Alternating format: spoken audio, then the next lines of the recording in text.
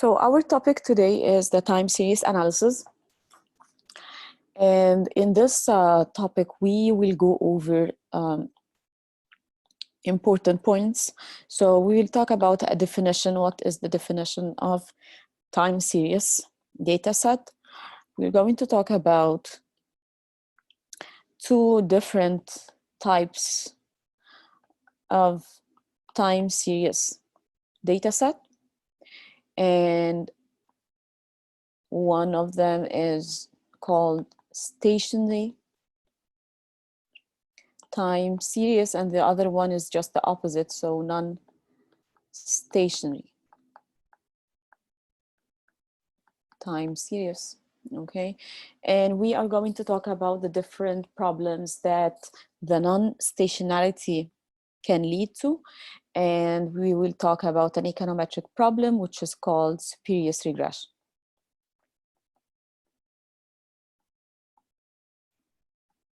Okay, and then in order to check whether your time series is stationary or non-stationary or which of these two types, we would have to perform some tests. And there are multiple ways to check. So how to check the type of the data set that we have. So you have autocorrelation function, and or you can call it autocorrelation test. We have the partial autocorrelation function. We have a more formal test which is called the Dickey-Fuller Test. However, or actually I forgot to mention that we have something here called the Box-Pierce test. Okay, and 1, 2, 3, and 4 are used in order to classify your time series as being stationary or non-stationary. So these are kind of different tests that can be used. So let's start with the definition. When we say a time series is just a series that is, or a variable that is graphed over time. So I can start from, let's say, 1980, 1981, 82, 83, and so on. And let's say this is up to any year, let's say 2000. Okay, and this is a variable that could be GDP, could be inflation. So let's say this is GDP, and this GDP is observed over time, and it might be like moving like this, right? And showing us that over time GDP is increasing in values, and let's say this is in millions of dollars. Okay. So we can define time series data as those related to a specific entity over time. So every time we try to classify different data sets, we have to talk about the time dimension and the cross-sectional dimension. Here, it's just one entity and multiple time periods, right? So whenever I have this format, which is one entity, and one entity could be like one country, one person, right? Could be anything, right? One region, one government, and so on. It's just one entity, just one cross-section, one student, okay, and observed over multiple period of times. So this would be a definition of a time series data set. The time series data set can take different shapes, right? So I can have a time series data set that is, again, this is always the time, that is fluctuating around certain constant average, right? or, and let's say we call this one as YT, where YT could be GDP, could be inflation, could be unemployment, whatever. I can also have a series that is like this, going like this over time, or like this, going down, right?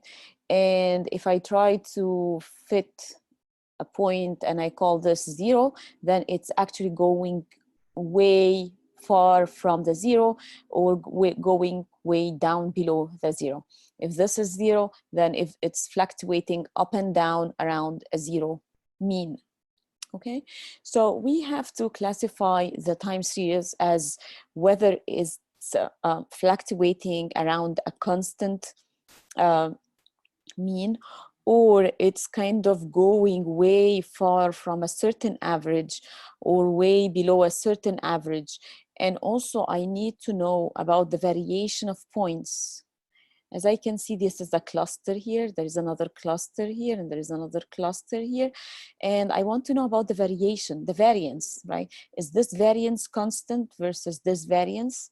It seemed to me that this one can be constant because I do have some deviations above and below the mean, and it seems to be like symmetric deviations, and would give us the impression that this is a constant mean, like by just looking without doing any test. Here I can see that this variation of points are not constant, right? Probably the variance is equal to a certain value here. There is a jump here, it gets smaller back here, I don't know, but it doesn't seem to be constant, and we have to test that. So in order to classify the time series as being stationary, so I'm sorry, so whether it's stationary or non-stationary, it all depends on certain statistics that we need to check. A stationary time series, and this is kind of the this like would be a shape of a time series stationary process. It's basically a process that has its mean, variance, and covariance at various points in time. So we can call it at various lags, where lag is the past value or the past values, previous lags or various lags remain the same. Okay, so it doesn't change no matter at which time we measure. You can think of this as being like constant probability distribution, like the series has a constant probability distribution.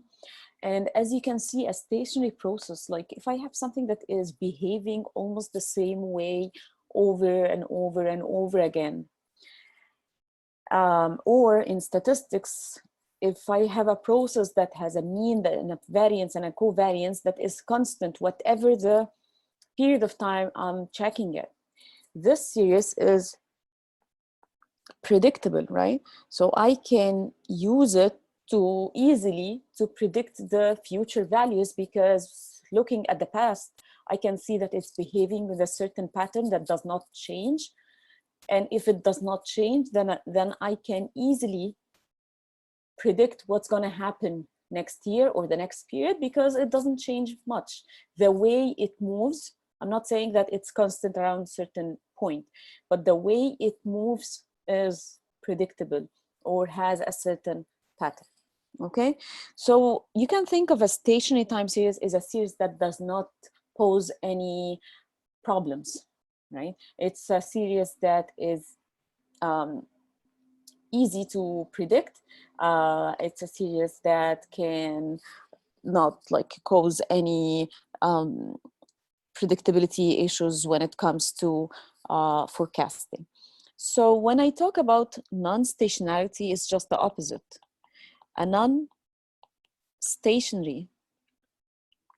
time series is just the opposite of what I have described. So just go over the definition. So it's basically whenever I have a series that its mean,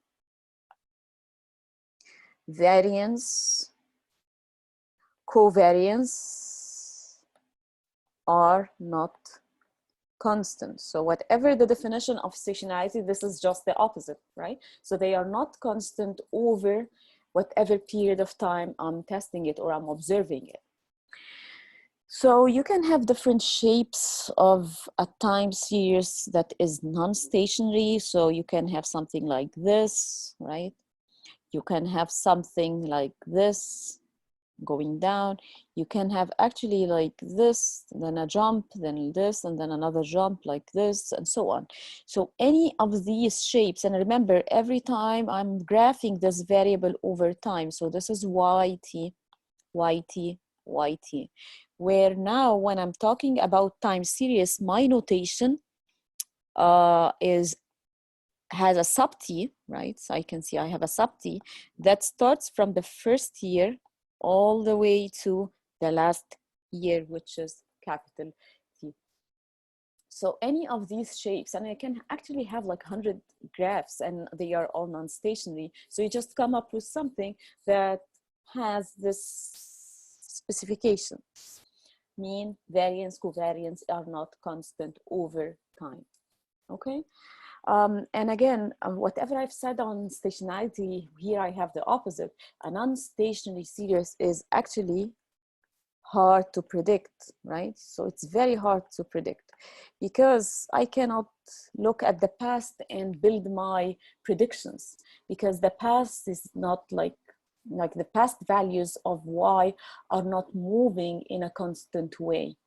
The past values of y are not moving in a fixed pattern. So that's why I cannot just look here and say, okay, I'm gonna stay up or I'm gonna stay down, or I don't know, right? So it's very hard to predict, and causes actually multiple of econometric problems in our estimations. So most of the data set, unfortunately, are non-stationary. So most of data set in economics are non-stationary, okay? So if I'm talking about inflation, unemployment, GDP, interest rate, exchange rate, exports, most of these time series data sets are non-stationary. So the problem is whenever I'm trying to regress, okay, one non-stationary variable. So suppose I have GDP is regressed, and this is with sub t, is regressed on inflation, right? And suppose that this is non-stationary, right? And same here, again, non-stationary.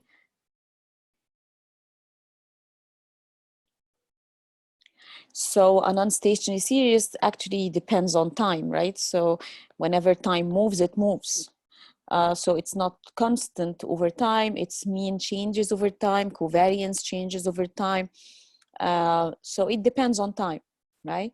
The stationary one does not depend on time. Whatever the time moves, I keep moving up and down in a certain fixed pattern. So when I think about GDP and inflation and knowing that both are non-stationary, and this is actually based on a certain test that we will talk about, the estimation of beta naught and beta hat, and accordingly the estimation of GDP will not be accurate, because I have like a third variable that is missing from this equation, and actually this variable is time. So this one depends on time, this one depends on time. So if I'm regressing these two, here in the, I mean, like if I'm regressing GDP on inflation, so the effect of time is absorbed here and also absorbed here. So the impact of inflation on GDP will not be accurately estimated. You can actually write GDP like there is a hidden equation, which is GDP is equal to alpha naught plus alpha 1 t, right? It depends on time, plus VT, the error term of this regression. And I do also have for inflation. Inflation also depends on, so this is lambda naught plus lambda 1 t plus the error term of this equation. So there is a hidden variable which is called time that is not taken into our consideration, and thereby is going to affect our estimation of the betas of, or the coefficients of this regression. So what can we do? Anytime I'm regressing a time series data set, I have to first perform a test. I have to perform a test to check whether my series is stationary or non-stationary. Okay, and this is number one. And if my series turns out to be non-stationary, then I have to modify it. I have to change it in order to bring it down to being stationary, and then I can start using it in my estimation. So in order to check whether the variable is stationary or non-stationary, we have to perform like we have actually multiple tests that we can perform. Some of them ranges from just correlation all the way to just formal tests. So let's start with the first way, or actually before I do so, let me just continue this one. So if this is a non-stationary and this is a non-stationary and I'm regressing the two together, I said I would have an econometric problem. And this econometric problem is called spurious regression. The spurious regression is, or happened, or we can think of it as a fake regression, because you would get like a huge R squared. The R squared is very, very high. However, despite the fact that this R square is very high, there is no meaningful relationship between GDP and inflation, because these two are not accurately estimated. They are absorbing the impact of time that is omitted from this regression. So non-stationarity creates a problem called spurious regression. Okay, and this non-stationarity actually arises when a series is highly correlated with its own lag. So if this one is highly correlated with its own past, and this one is highly correlated with its own past, right, then I create what we call non-stationarity. And if I do like include both of them in one regression, then I would create spurious regression. So how can we check? So how to check whether the series is stationary or correlated with its own lag or not? So how to check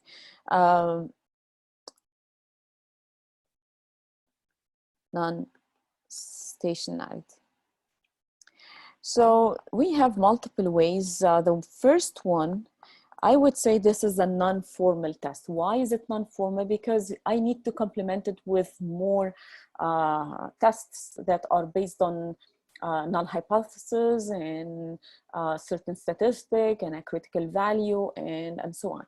So this is just a correlation. So the first one is called the autocorrelation function. And the autocorrelation function actually computes the correlation between a variable and itself.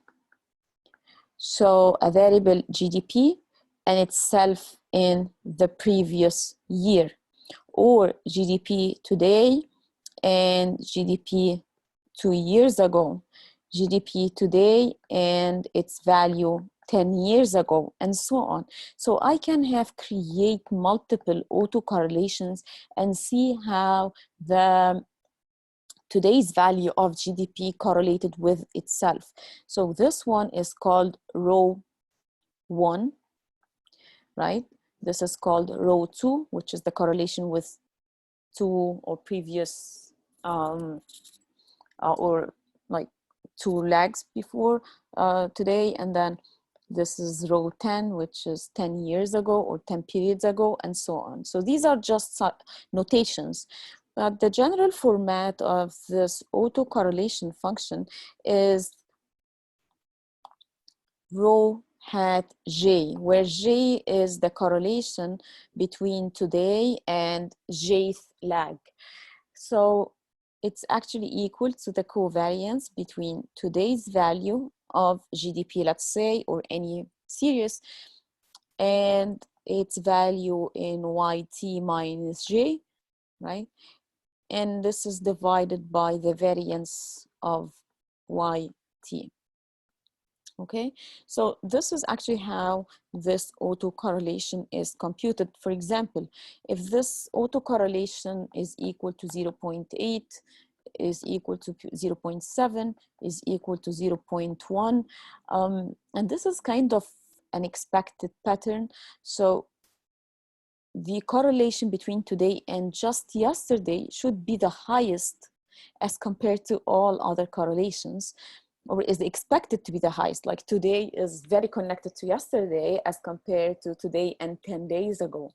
Today and last year as compared to today's and 10 years ago or 10 periods ago. So the more that you go back in the past, the less and less and less you expect this number to be smaller. Okay, a correlation can be actually positive, can be negative. We don't care. It starts from +1, or it has the range from -1 to 1, right? Like any correlations. So in absolute terms, this number would be big and then get smaller and smaller and smaller as you go back and back in the past. So this is the first one, or the first test that you can perform in order to check to what extent today's value is correlated to yesterday's value, okay, or last period's value, or one of the values in the past. The other option is partial autocorrelation function. And this one, I want you to think about this one as like a regression, okay? So it looks like this. YT is equal to alpha YT minus 1 plus UT. This is the correlation between today's value and one lag, okay?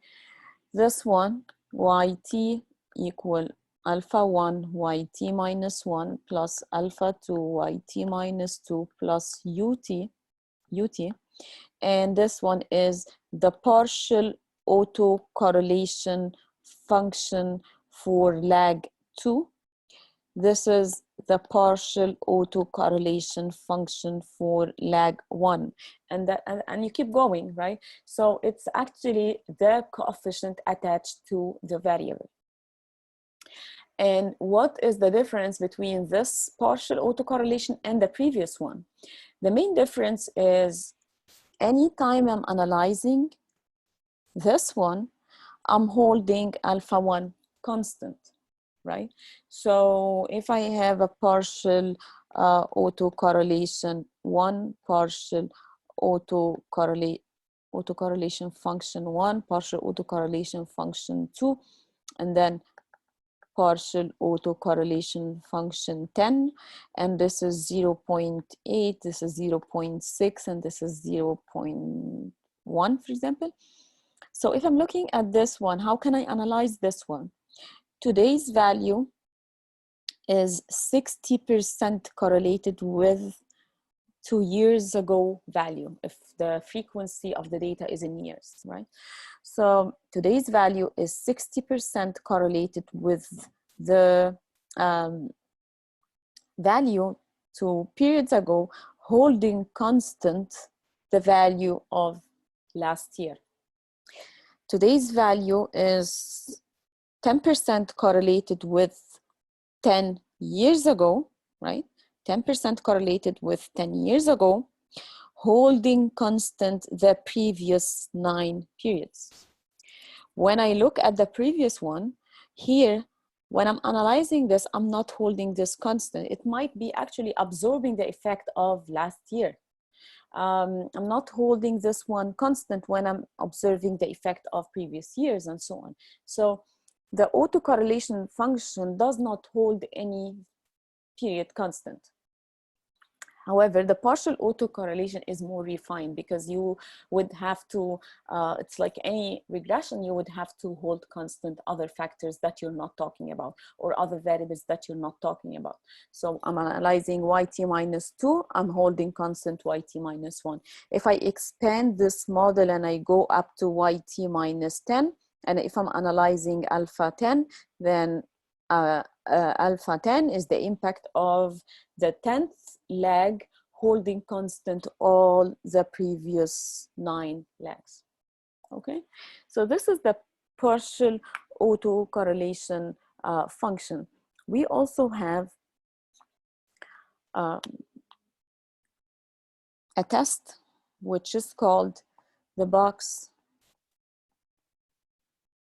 Pierce test, and it's famous by Q test.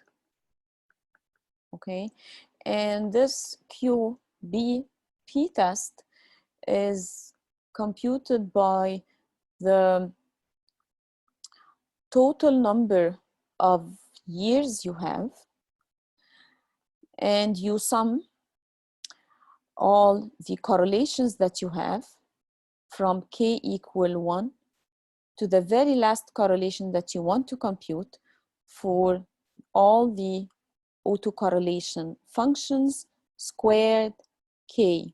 So how can I read this? T is actually, when I have a data set, time series data set starts from 1 all the way to T. So T here, if I have 10 years, then T here is 10, okay? Now, if I have 10 years and I'm only interested in computing the correlation up to the 5th year, I really don't care about all the 10 years. I just want to compute the correlation up to the 5th year. So here K goes from 1 to 5. So this one is 10, and I'm interested only in the first 5 autocorrelations, okay? And this one here, which is the row, is computed this way. So the first one, row 1, is going to be correlation between today and last year, or the covariance between today and last year divided by the variance of today, and so on. So as you can see, it's a cumulative, right? It keeps adding up all the correlations. So if I'm doing this 5 years, so it's going to be like 10 times the correlation expected for 1 plus correlation expected for or estimated for 2 plus the correlation of 3 plus the correlation of 4 plus the correlation of 5, and then you add all these up, and remember all of these are actually squared, okay? So and then you get like the cumulative autocorrelation. So the box Pierce test, it's actually accumulating all these correlations. It doesn't really care about one specific period, but it cares about whether is there a significant autocorrelation.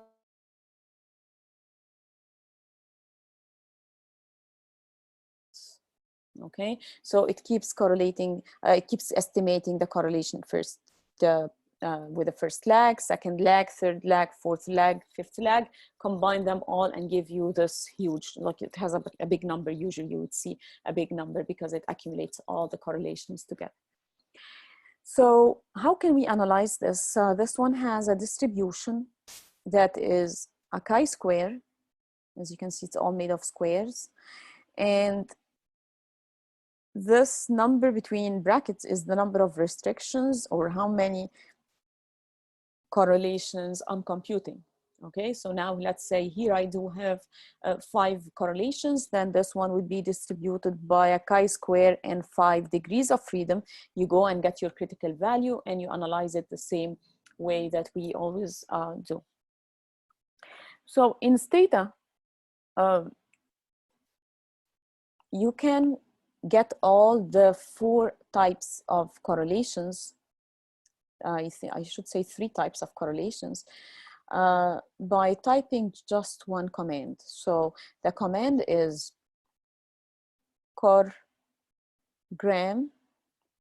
and you type your name of the variable. So let's call our variable, let's say GDP. Okay, and then you have an option to tell Stata how many lags you want to compute your correlation. If you don't put this option, let's say here I'm going to write, for example, 12 lags. If I don't write this part, then Stata would do the correlations for all the time series I have. For example, here, if I do have 10 years, then I didn't write anything in the option part, like I didn't type lag 5, for example, then it would compute the correlations for all the 10 years I have.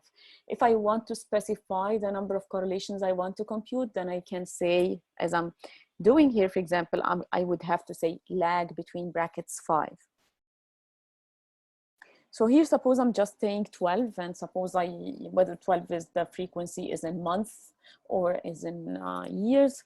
So what you get from this command is the following. So when you just type it this way, what you get would be, what you get is, you will get an output. The first column you get is the lag, and it starts from 1 all the way to 12 because you specified that you need 12 lags, and it will also compute for you the the autocorrelation, like it would go in steps to the autocorrelation, the partial autocorrelation, the Q test, the probability of the Q test. Okay, and then it has like some graphical representation of the autocorrelation function. It's not a graphical, I should say an interval representation, partial autocorrelation. So this is an interval, okay, and this is an interval. It's just it would show you like a visual representation of the number. And I'm going to give you an example. So let me see, where is my example? So suppose that, okay, suppose that I said 12 lags. Suppose I have a number which is 0.96, 0.89, okay. Suppose that this is just anything, okay, 0.32, and then the autocorrelation function 0.96. These two are the same in the first lag, right? Whether I'm just computing the correlation between, like, just go back here. So this coefficient would be the same as this coefficient when I just have 1 year, because the computation is the same, the covariance over the variance. They would differ in larger lags, okay? And then suppose that this one is 0.10 and keep going. This is 0.07. Suppose that this one 182, 339, keep going, and then 949, and then this is the easy part, 0.0, 0.0, 0.0, and this, as I told you, this is just a graphical representation of this number, right? So the interval here starts from -1 to 1, and then it has like this line in the center. So 0.96, so you would find like a line going almost close to the 1. 0.89 is the second, which is the second one, is a little bit smaller, and then this is really tiny, okay, 0.32, and the same thing here. So it's just a graphic representation. Again, it goes from -1 to 1, and 0.96, again, very, very close to 1, 0.10, so it's just 10th the distance here, 0.07, it's even smaller, right? And you can look at these, but I actually, Look at the number, okay? How can I read this output? So in order to read this output, the first one, it shows that the correlation between the current value of GDP and its value, let's say, I'm just gonna analyze this one, and its value 2 years ago is equal to 0.89, or you can think of it, there is an 89% correlation between today's value of GDP and its value 2 lags ago, or 2 years ago, or 2 quarters ago. Okay, I didn't say anything about this one.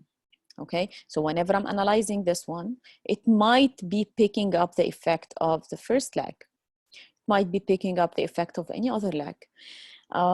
For the partial autocorrelation function, it shows, let's say again, let's talk about this. It shows the correlation between the current value of GDP and its value 2 periods ago, or 2 quarters ago, holding constant the effect of the intermediate period. So holding constant the effect of lag 1.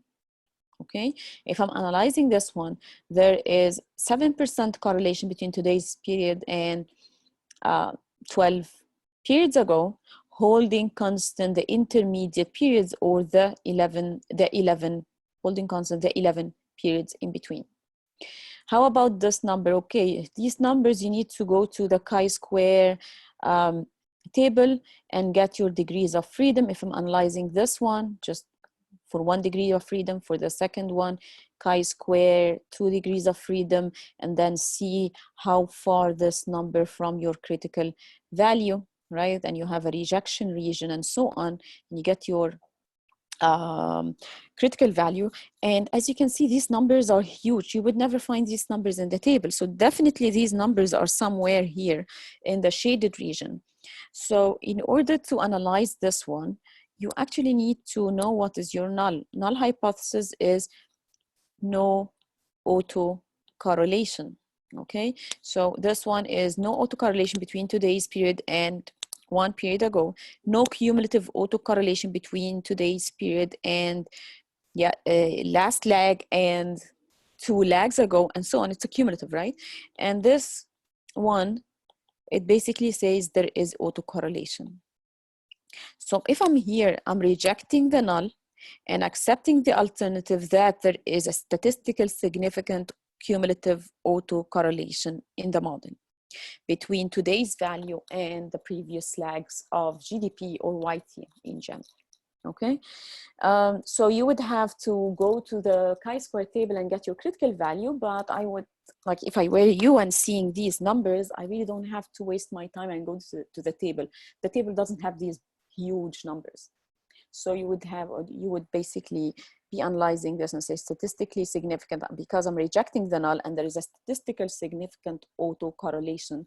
And as you always know, you can actually analyze the test by looking at its p-value, which is much, much easier. There is a 0% probability that the null is true.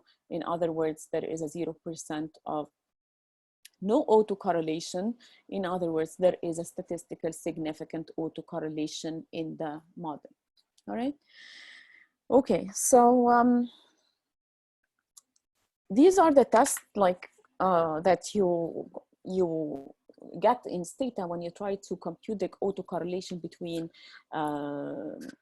today's values and past values.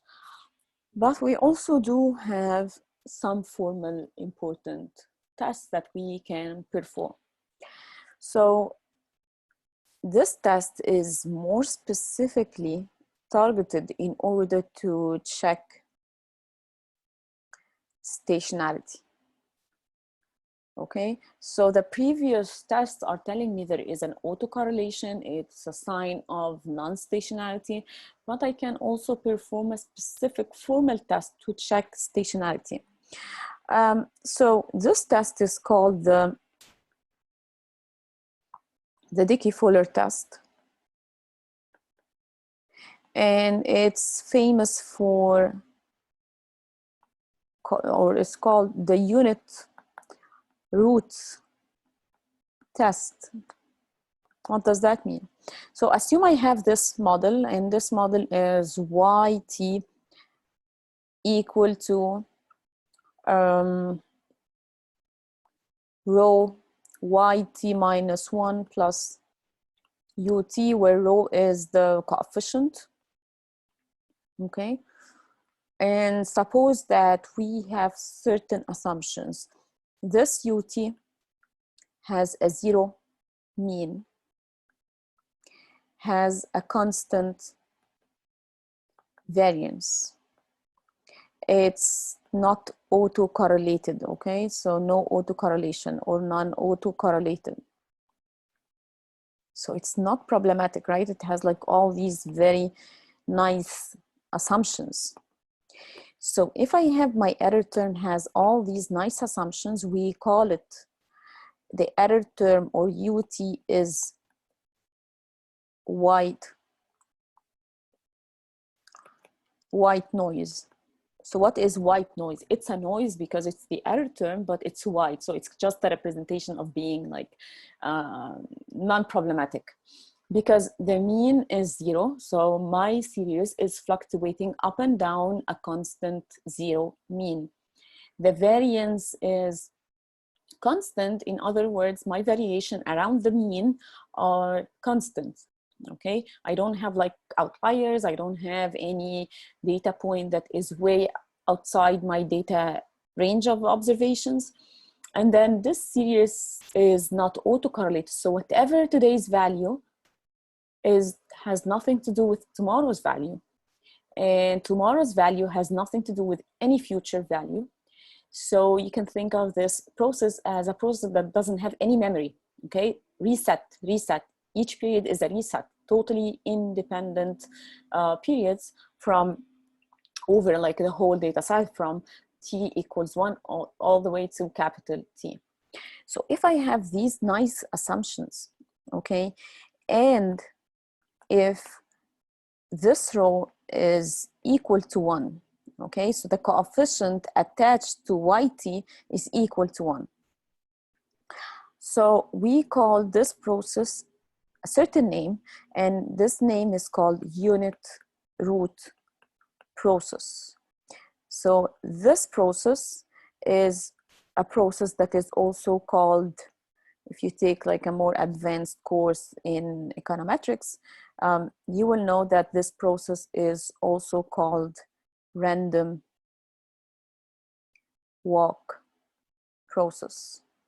The random walk process is a process in which today's value depends 100% on yesterday's value, because this coefficient, when it's equal to 1, it's not there.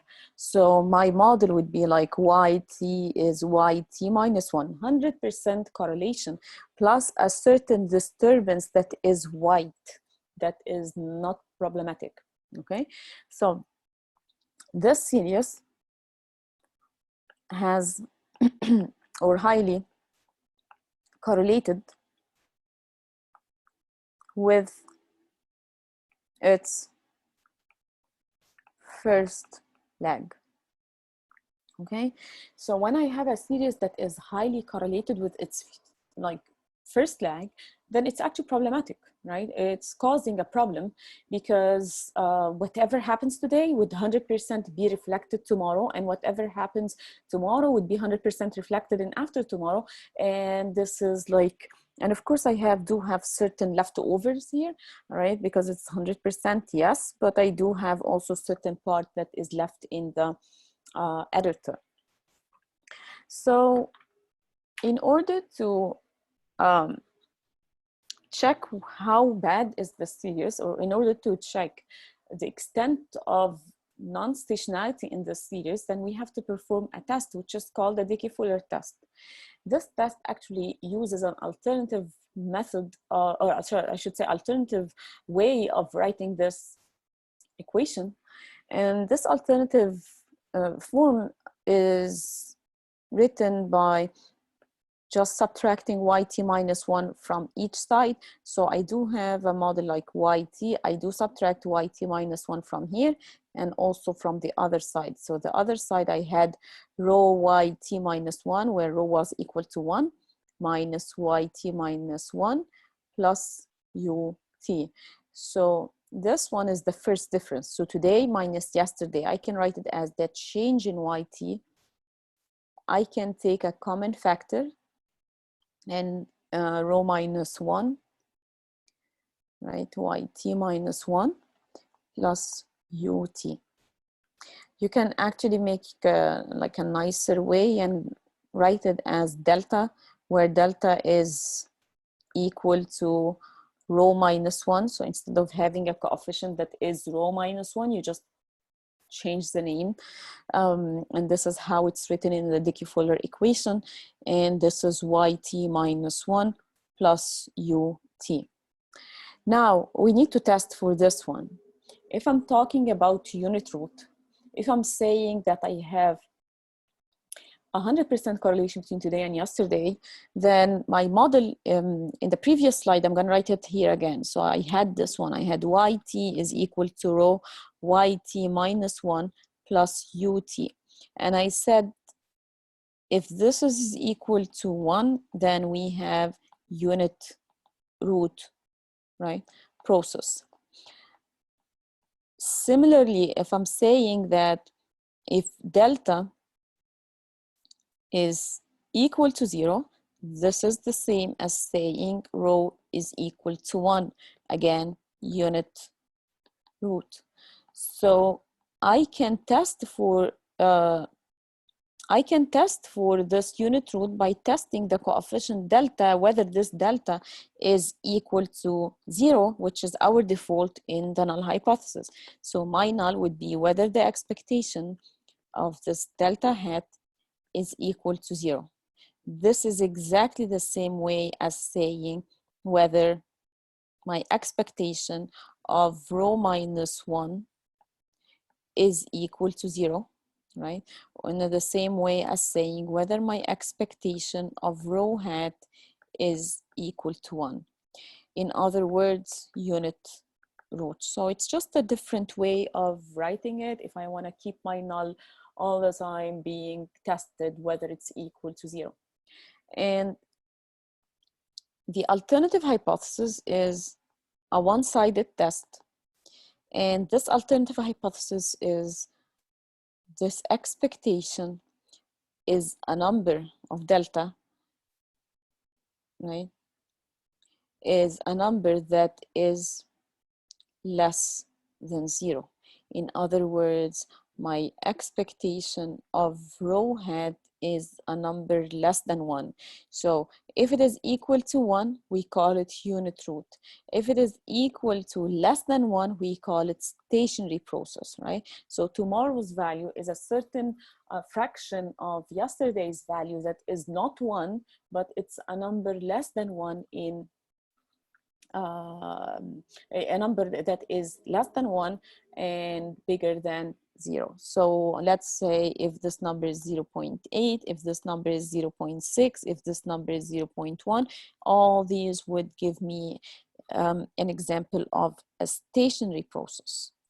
If this rho is equal to 1, then it's a non-stationary and a unit root process. Okay, so let's check that. So let me give you an example.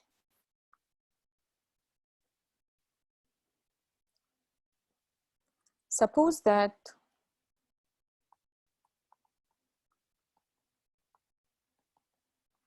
I'm talking about GDP and its intercept is estimated to be this number, and it depends on its past lag, one lag, 0.0025 GDP T minus 1, right? And it has a certain standard error,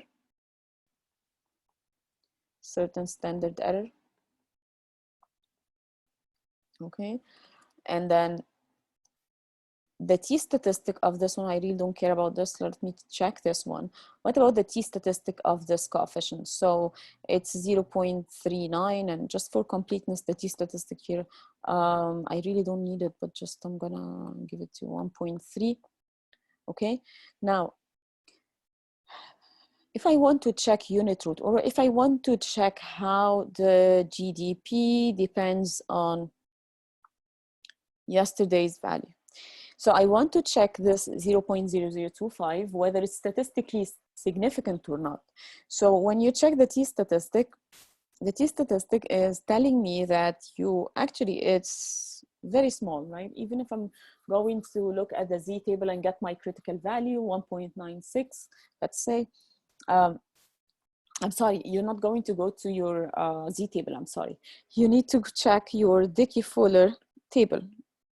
Okay, so Dickey-Fuller had made like different tables, and these tables from which you get your critical value, and these tables would have like 3 different versions of the table, and the 3 different versions of the table would depend on whether your series has no constant, like no intercept, and it does not depend on time, so no trend.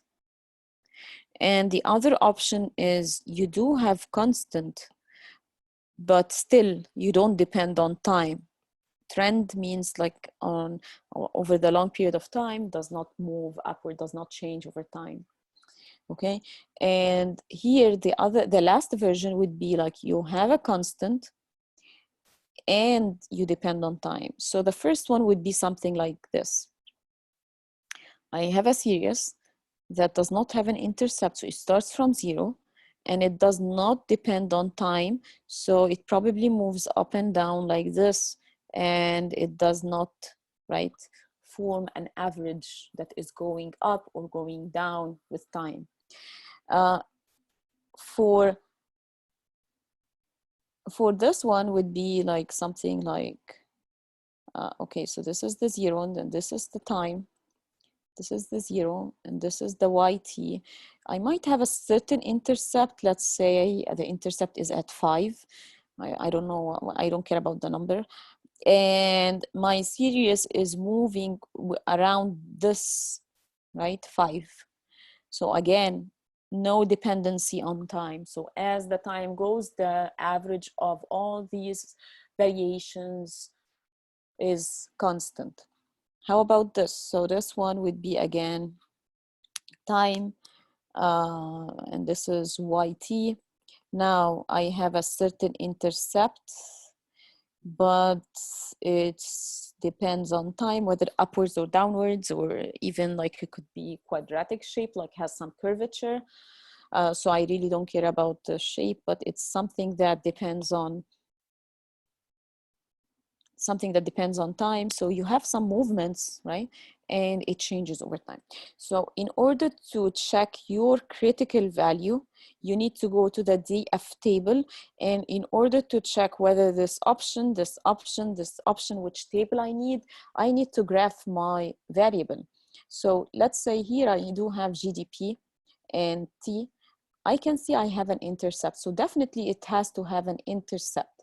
Whether GDP depends on time, so when you graph your GDP, if you find like GDP is something like this, then you would say, okay, it doesn't seem to be constant over time. Its average is moving upwards with time, and it makes sense that economic growth is not constant over time.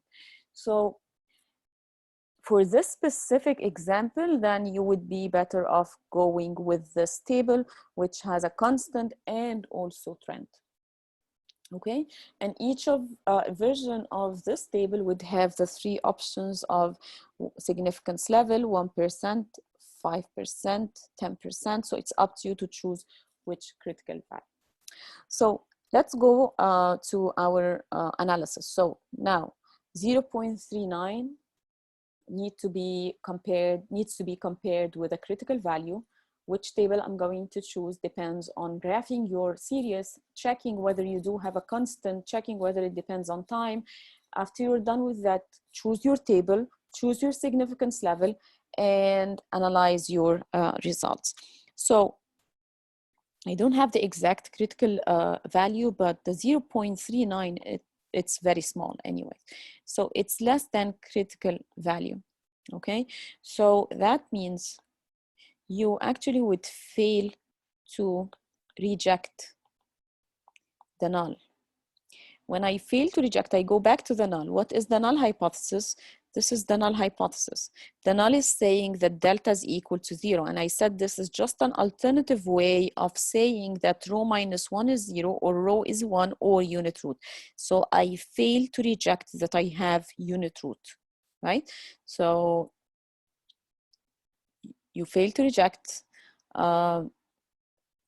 that, and you conclude basically that the series or GDP, right? The series or your GDP has unit root. So this is, or you can say GDP is non-stationary.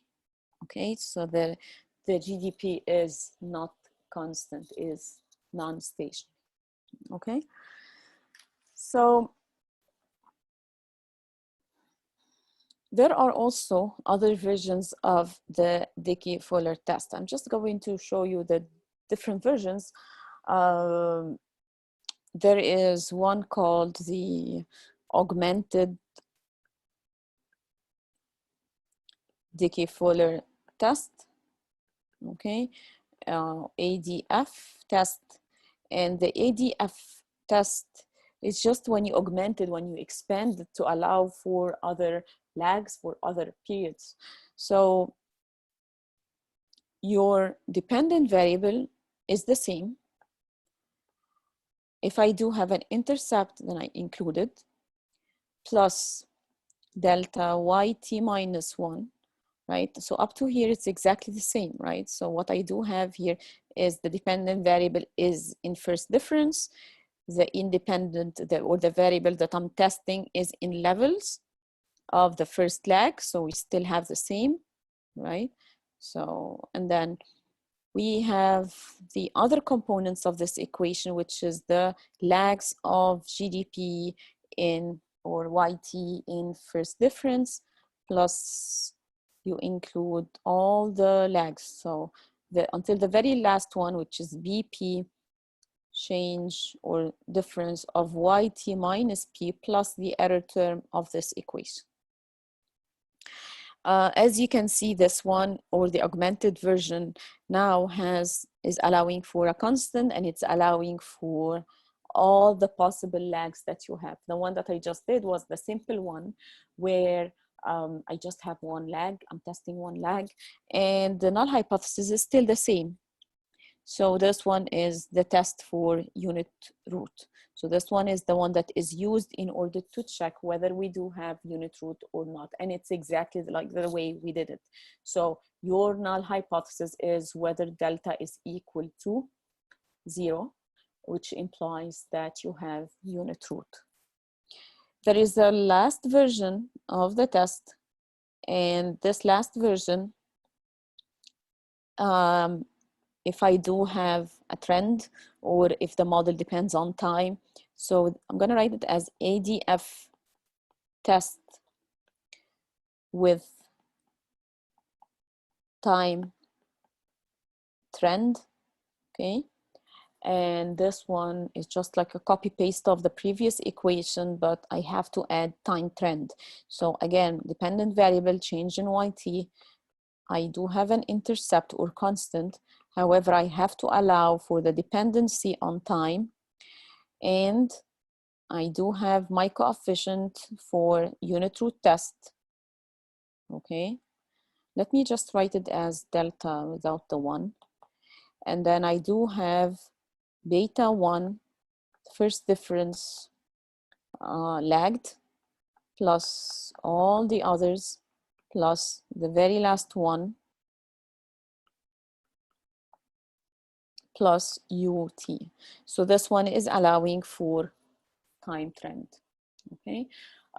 Again, which one I'm gonna use all depends on just graphing your series and determining whether my series has a constant, has an intercept, has a time trend dependency, and if it does, then you choose your equation and you choose your critical value. One last terminology to mention, the intercept in time series is called drift. So anytime you see this in your textbook, just understand a drift is just the intercept in mathematics. Okay, so which is the constant term of the regression. So it's just called a drift because the average of GDP or the average of YT is drifting, right? It's moving by this number. So it's time series, it's called a drift. So whenever you see here, I'm saying no constant, in the table you find it as no drift, drift. Okay, so it's called drift and trend. Which is nothing more than the intercept of the relationship. Okay, so now if I do have a series that is proved to be non-stationary, like we have performed our test, we have, let's say, performed the unit root test, and we have concluded the GDP is non-stationary, and we do have a model that have GDP depends on inflation, as I was telling you. So let me go back to this example. Where is it? So this one. And I was saying, suppose I have this model where GDP depends on inflation. I do have to perform this test on all the variables I have in the model. So now we have done it on GDP. We were able to prove that GDP is non-stationary because it has a statistical significant impact, or it's statistically significantly affected by its previous lag, implying that we have a unit root. So we have to perform the same thing on inflation as well. Suppose that we have done on inflation as well, and suppose that we were able to prove that we also have a unit root for inflation. How can we move forward with this test? With this model, because we want to avoid any econometric problem, or in other words, the spurious regression. So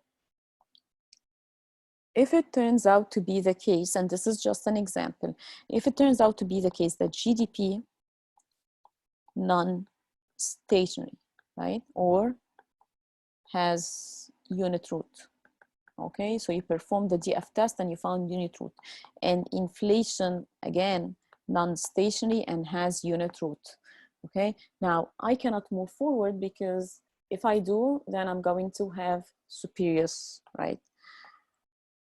Spurious regression. So what to do? So what to do is basically you need to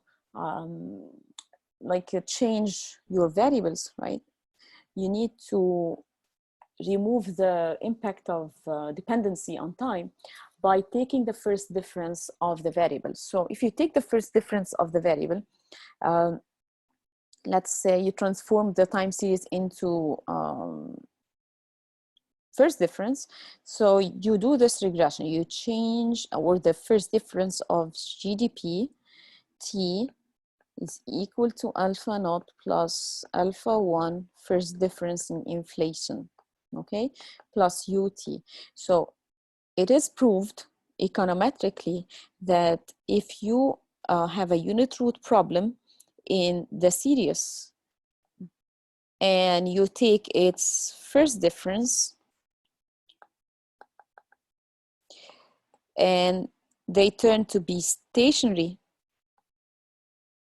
okay, then you can go ahead and estimate the model. You don't have any problem, okay? So, and then there is a certain terminology used in econometrics that is called integrated of level 1. What does that mean? If I have a series that it has a unit root in level, and if I take the first difference and it turned stationary, which is perfect, then we call it, it has I1. What is the meaning of I1? Integrated of level 1. In other words, I need to difference this variable once to get it stationary, okay? So integrated of level 1 means that we need one difference, okay, to get it stationary. Okay, I just need to difference it once. Okay, one difference, I should say. I need to difference it once.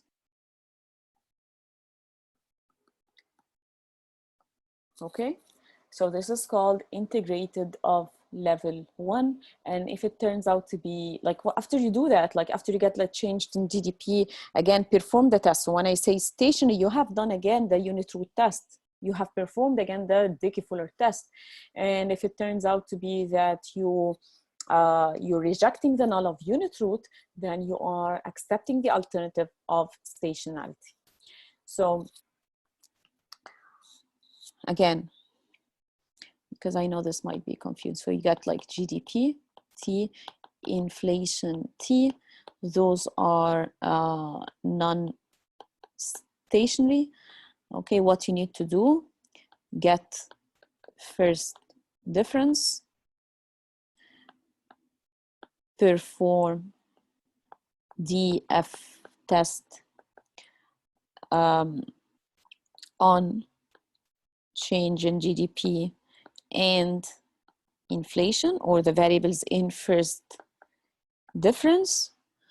Okay, if stationary, then you're done. Okay, and you start estimation, and you call inflation and or GDP and inflation are actually called integrated of level 1. So this is one option that can happen, and this is like the nice, easy scenario that can happen. The other scenario that can happen is if I perform the DF test. When I say here, if stationary, like you actually have rejected null, because I rejected the null of unit root. What if I still have non-stationary? And this happens, like it can be non-stationary. Or in other words, you have failed to reject the null. If you have failed to reject the null, or if the series is still problematic, what you can do is take second difference. You keep differencing actually the variable until you get it stationary. Okay, so now I'm going to do like the difference on the difference, right? So it would be like the change of the change in GDP, the change of the change in inflation. Okay, and next what I'm going to do is I'm going to perform again the DF test, right? I'm going to perform again perform the test, or the DF test, okay, on the second difference, or the second difference. And then again, most likely, and this is like the majority of our econometric data set, when I do second difference, I definitely would get it stationary. Sometimes you would have to go to the third difference, but I hope not. So, but when you get it in a second difference, and if you test it and you do reject null, so which is good news. So when you do reject the null, in other words, you get it stationary now, you call GDP and inflation as integrated of level 2.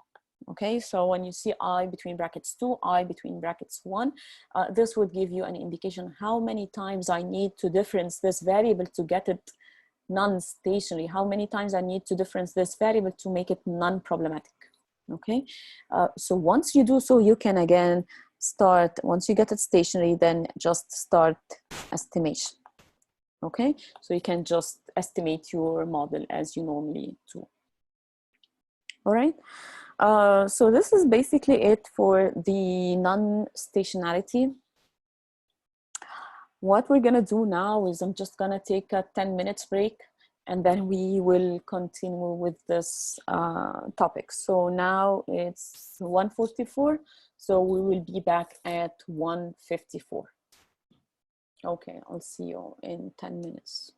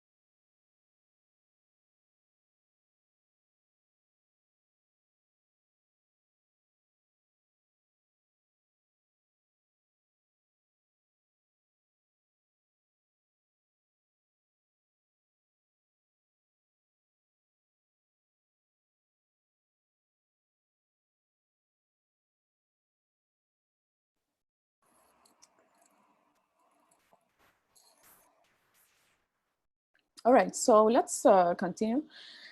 So getting the series being stationary, then we can kind of trust it. We can use it in order to predict the future, right? Because as we said at the beginning of today's lecture, and let me go back to the slide. So when I was talking about different types of series, I do have stationary and I do have a non-stationary series. I said that this series, which is a stationary series, is predictable because I see the pattern, I see how it moves, and I can build my prediction on what I see in the past. However, a non-stationary series, I cannot trust it, right? Because I cannot predict it, because I cannot like have a certain pattern in the history and replicated or expected in the future.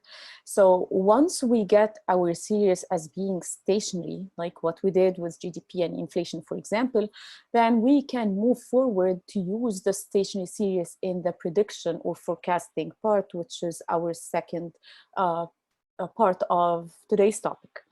So in order to predict, we have multiple ways of predictions, but one of the famous ways of prediction is using what we call the autoregressive model.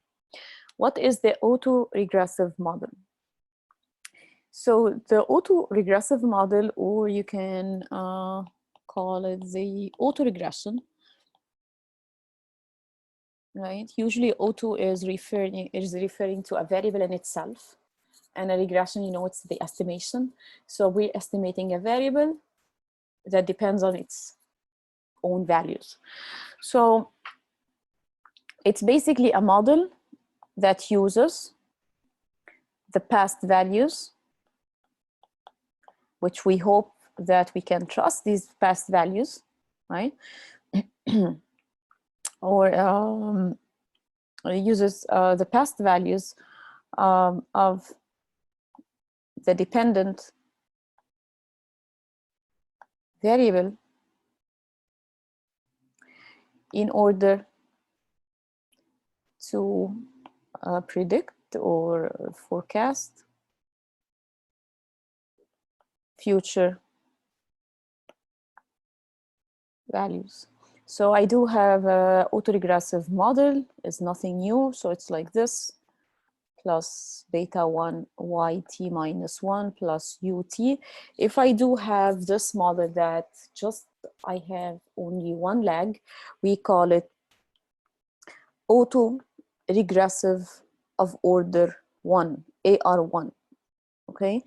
If I do have a model that I know that you can expect this, beta 1 yt minus 1 plus beta 2 yt minus 2 plus ut, we call it autoregressive of order 2. Okay, and you keep going. The general form is that you start with, again, the first lag, but you can keep going, including all the possible lags, whatever this is, whatever lag you want, we're gonna call it P, yt minus P, and we call this one as ARP model, which is the general form of the model. So autoregressive model is, or autoregression is a model that uses its past values to predict the future values. We can have different versions of the autoregressive model. It can be like 1, can be 2, can be 3, depends on how many lags you want to include in your regression. Okay, so we can also, I want you to think about, if this is t and this is t minus 1, I can move it forward, right? So I can say, I can also use it to forecast, right? So let's say if I have, whenever I say yt is equal to beta naught plus beta 1 yt minus 1 plus ut, this is the same as saying, okay, let me predict tomorrow.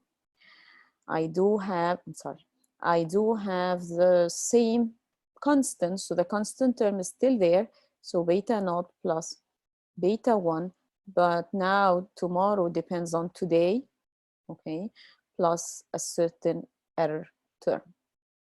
Okay, so this error term is +1 because the error term moves with this UT. So whatever the model that I do have, the ARP model can be used to forecast, because if I write it this, if I'm writing it this way, I can also write it this way. And if I'm writing this way, I'm saying, okay, I'm using it in forecasting. Okay, so if I'm trying to predict future values, so let's say today is, let's say, assume that we have data set from 1990 all the way to 2020 Q1, and this is Q1, and then Q2 1990, right? So and you keep going all the quarters, 4 quarters per year, until you reach 2020 Q1. Suppose I want to predict, and this is what I have, I want to predict a value that I don't have, 2020 Q2. Okay, so Q1 is January, February, March, and then Q2, April, May, June. So this is Q2 and this is Q1, and we are now currently we are in the beginning of, or the first month of Q2. So suppose you want to predict the value by the end of Q2, so you have already the values of Q1, so, and you want to predict Q2. Okay, so in order to do so, I need to have reliable data set, right? I need to have a stationary data set that I can use it to predict the future. Once I get this value, it's going to be called an estimation, right? So it's going to be like y hat t plus 1. It's just an estimation. It's not the actual one. And I will never be able to determine whether I am far away from the real value or I'm actually getting the correct estimation until I reach, or until I get the actual value by the end of Q2. So once you have once, let's say you get certain value, and this is, let me write it this way. So this is yt plus 1, and this is yt hat plus 1. Let me write this one as yt, okay, which is the actual values. Now you have values here, but you're trying to predict this one, right? So because you don't have it yet, so what you do here is you have used all this information to get this value. Once I get this value, I'm going to be waiting until the actual value arrives. So let's say we are now in the summertime and I do have a value for this question mark. Then I'm going to be doing, okay, yt plus 1 minus y hat t plus 1. It's going to be called the error of my forecast. Or more specifically, it's going to be called forecast error. Okay, so the forecast error is the difference between the actual value of GDP, whatever the YT is, minus the estimated. So suppose that this one was GDP in 2020 in Q2, okay? And, or let me write it, I'm gonna just write it. So it's gonna be like, okay, so this is GDP in 2020 Q2, and this is the actual value, minus my estimation. I was estimating this before I get the values from whatever, the government or whoever is estimating this. And again, this was for Q2, and this is estimated. The difference between these two is called the forecast error. Okay, so this is called the forecasted error. In order to make this clear, let me give you an example. Suppose that I'm trying to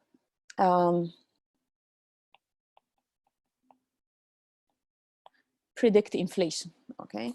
So I do have a model like this. What is the change in inflation tomorrow given today?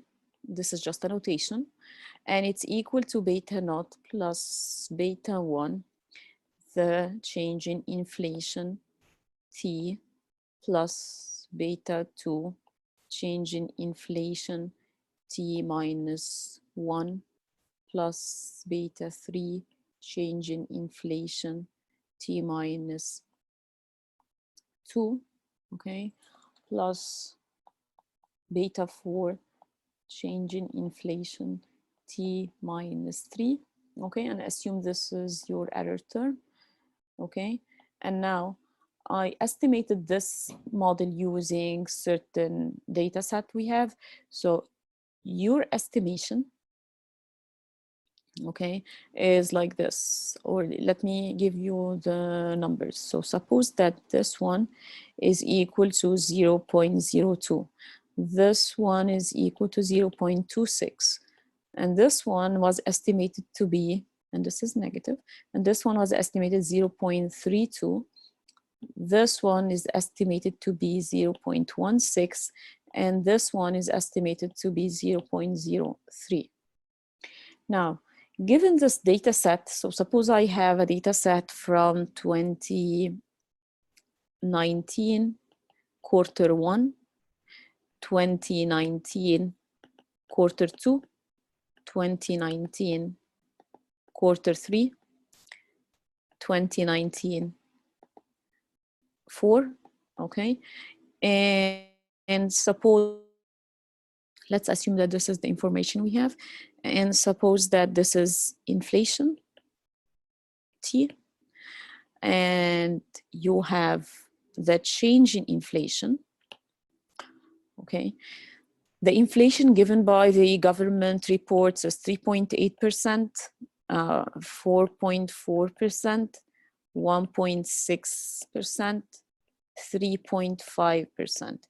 The change is the difference between these two. So this one minus this one would give you 0.6, negative 2.8, and this minus this 1.9, and this one is given. So suppose that this one is given to you, okay, because you don't have any information for the year before 2019 quarter 1, which is 2018 quarter 4. Assume that I'm giving it to you. So this is the information given in a question, okay. You want to use this information to predict the values for 2021 quarter 1, 2020 quarter 2, okay. So how can we do that? So assume that I don't have any values for these 2 years. So what you need to do is you need to estimate, right? So you need to, so this is actual values, okay? So I need to estimate this. I need to use this model in order to estimate the change in inflation hat based on the results of the model I got. Okay, so in order to get the first quarter, so now I want to get this quarter, so I need to fill this part and I need to fill this part using the information given.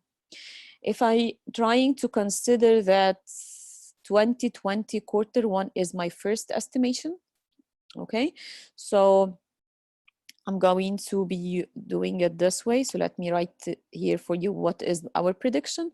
So our prediction would be, now I want to predict 2021, okay?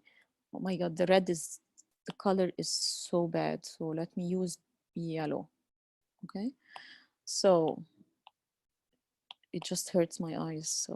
So my prediction is for 2020 quarter 1.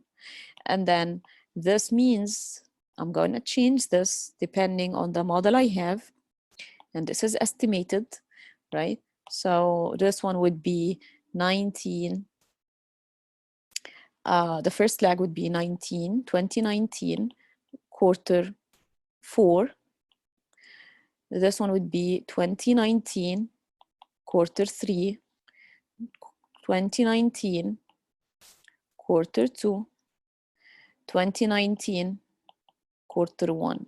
So tomorrow's value depends on the very recent past, the next one, the next one, and the next one.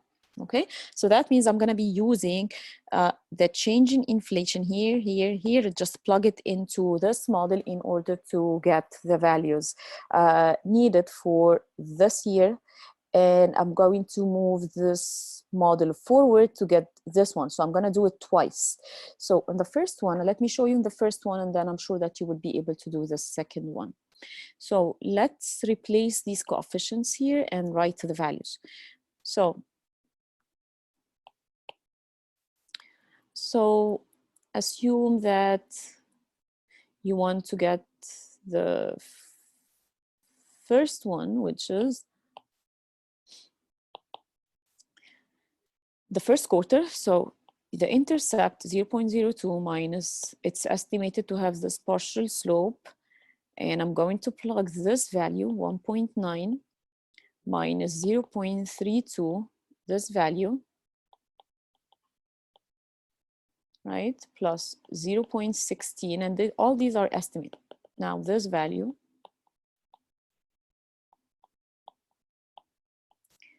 this value, 2.9, okay? When you do so, you have approximately 0.4.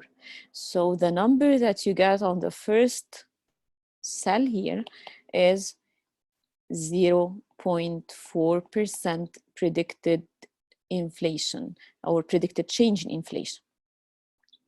Next, you're going to move this forward, right? So now I'm going to be estimating this one for the second quarter. This is for the second quarter. For the second quarter, this is going to stay the same. So all your coefficients are exactly the same, right? All what's going to change is the value of the change in inflation. So whatever in between bracket is going to change depending on how we are going to move this model forward, okay? So now,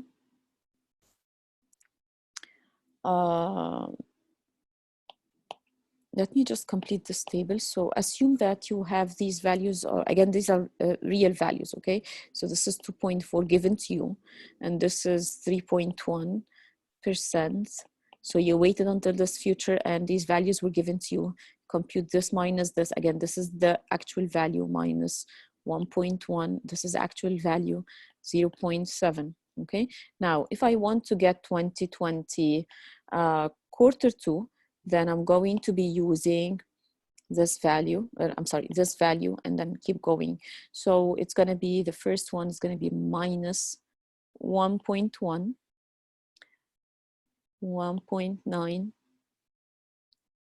negative 2.8, 0.6.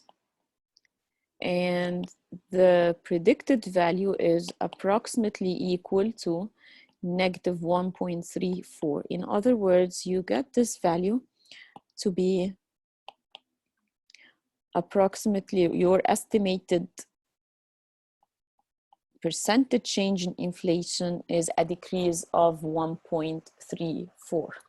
Okay, so in order not to get confused, the first two columns are all given to you. So it's nothing that you would have to, or actually you can be just given the first column, that's it. And you are asked to use the regression to predict. Okay, because you know that this one, you can actually derive it from this one, just the change, right? And the first number is given to you. So you won't have to worry about the first number, because you don't have the data for 2018 quarter 4 to get this one. Now, remember that what you are asked to do is to estimate inflation, not just the change in inflation. So what you got here so far is what we got is the change in inflation for the first quarter of 2020, the change in inflation for the second quarter of 2020. What if your question is about the level? So inflation in level. Okay, so if inflation or your estimated inflation in level is simply equal to the actual inflation given plus my predicted change in inflation. The predicted change in inflation is this one, right? Your actual inflation is the very first column.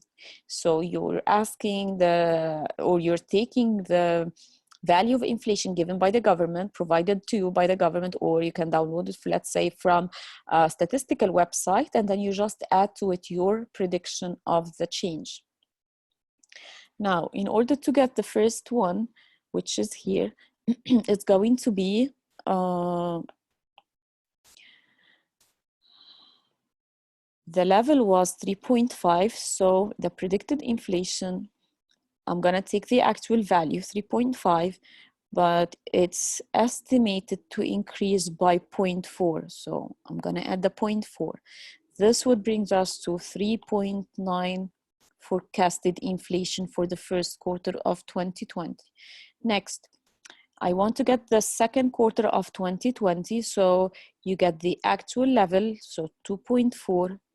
However, this 2.4 is predicted to fall by 1.34, and this would bring the inflation down to 1.06%.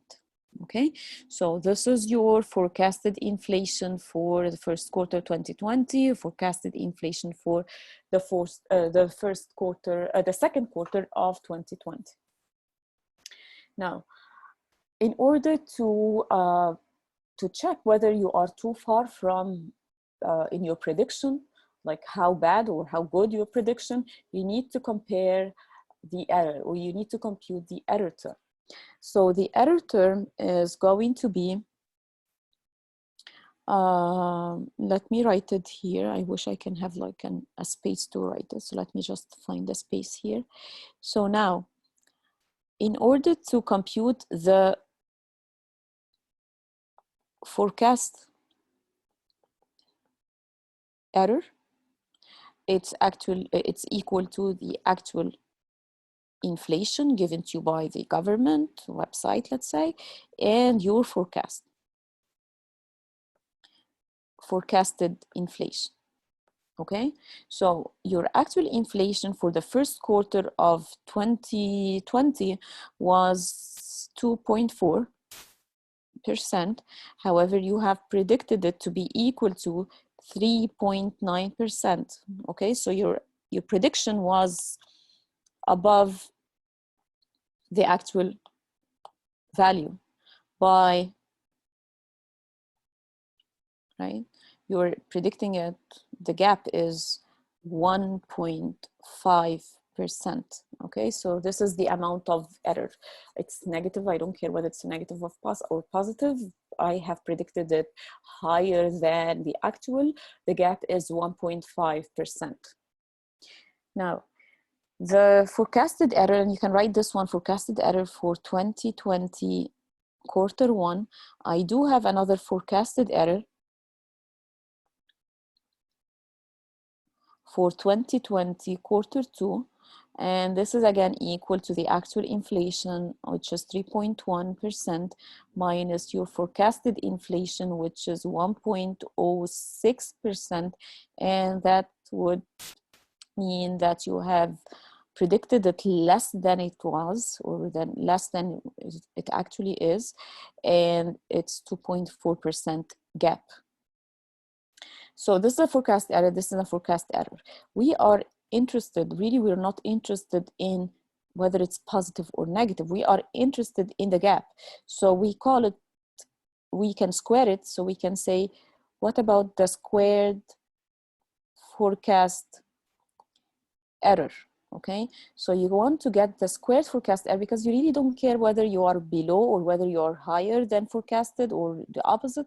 You really care about the deviation. So you can compute this one square. So it's going to be like negative 1.5 squared. It's 2.25. And again, this one squared is 2.04 squared, 4.16. So this is the squared error. Next, I can have just one average, right? So the mean squared forecasted error. So the mean squared forecasted error is a certain measure of it that is used in forecasting models. And it is equal to, let me write it here. So as the name suggests, mean squared forecasted error, and it's abbreviated as mean squared forecasted error, and it's mean, right? It's an average. So I'm going to take this at the average between these 2 points. So 2.25 plus 4.16 over 2, and this is equal to 3.20. Now, how can I make any sense out of this number?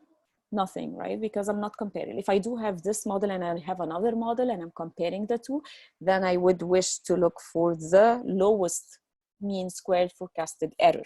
Now I don't have another model to compare to, okay? But I can have this mean squared forecasted error computed for comparison purposes in case I want to compare my model with another version of the model that probably my other version of the model can probably allow for a shorter version. Like probably what if I do have another model that can just stop here. I don't need these. Let's say I'm just saying an example.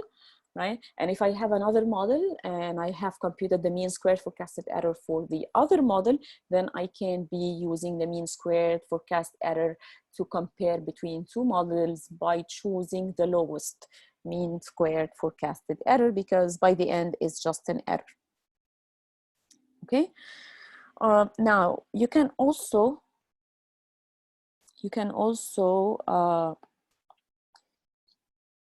use these values, right, to know which year was predicted better. And of course, the smaller the error, the better the prediction. So if I'm giving you like a question and asking you which quarter was better predicted, of course, the smaller gap, I really don't care whether it's negative or positive. I care about the amount of deviation. The amount of deviation here is only 1.5. The amount of deviation here is bigger. So in absolute terms again.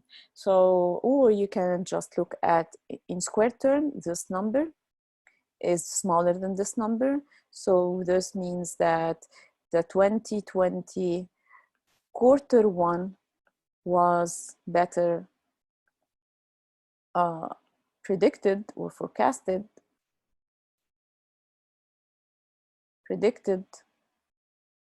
than 2020 quarter two. Okay, so you can use the forecasted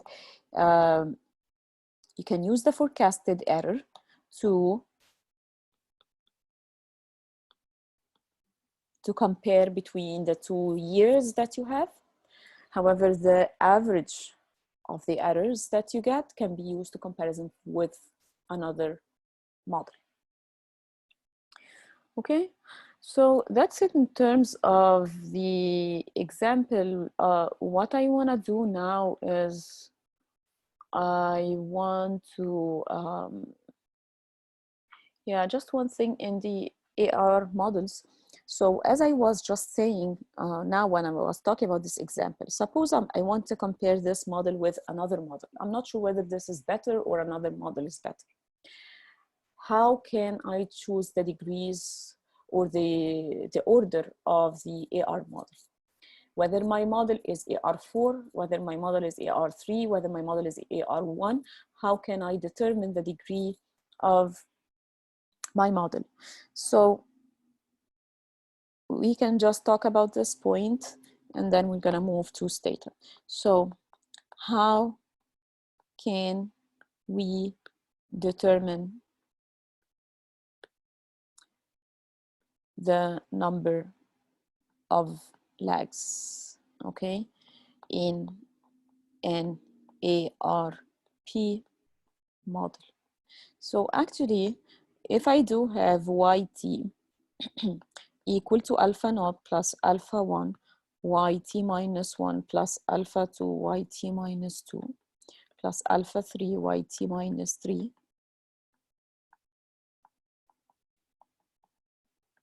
okay, this is an AR4 model.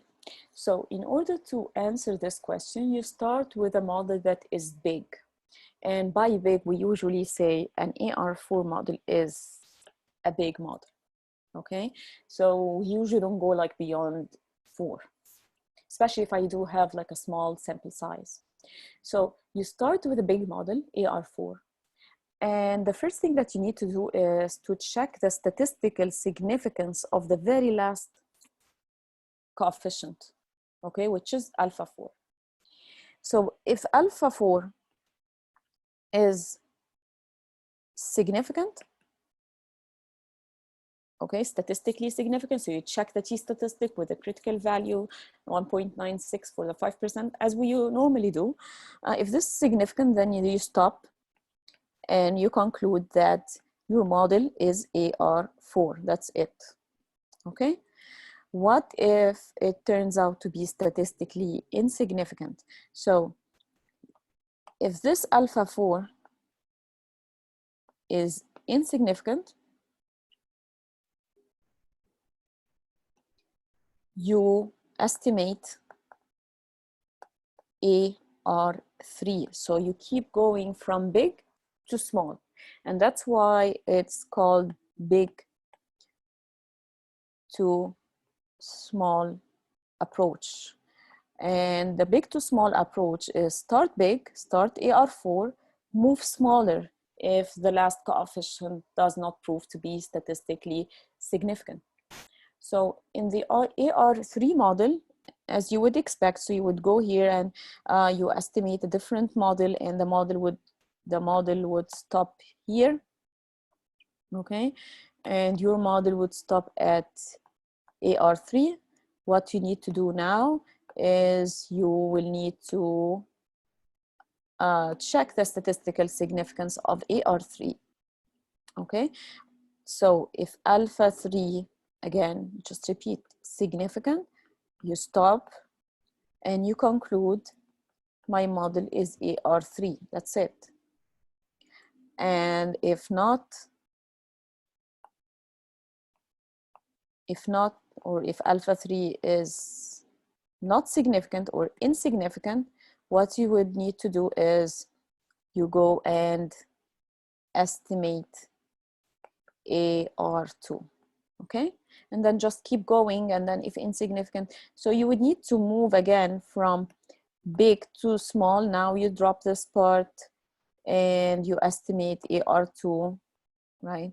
And this is just the AR2, and then you keep checking whether my model is AR2 statistically significant, then it's AR2 insignificant, drop, estimate AR1 until you find what is the degree of autoregression I need in my model. So it's pretty straightforward, okay? And it's all just based on statistical significance of the very last coefficient, and you use the t-statistic, you use the z-table to get your critical values as we normally do.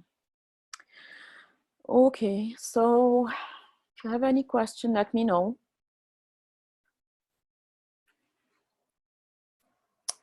All right, so let's move to Stata and see how can we estimate the time series model in Stata. So let me share with you the code I have. So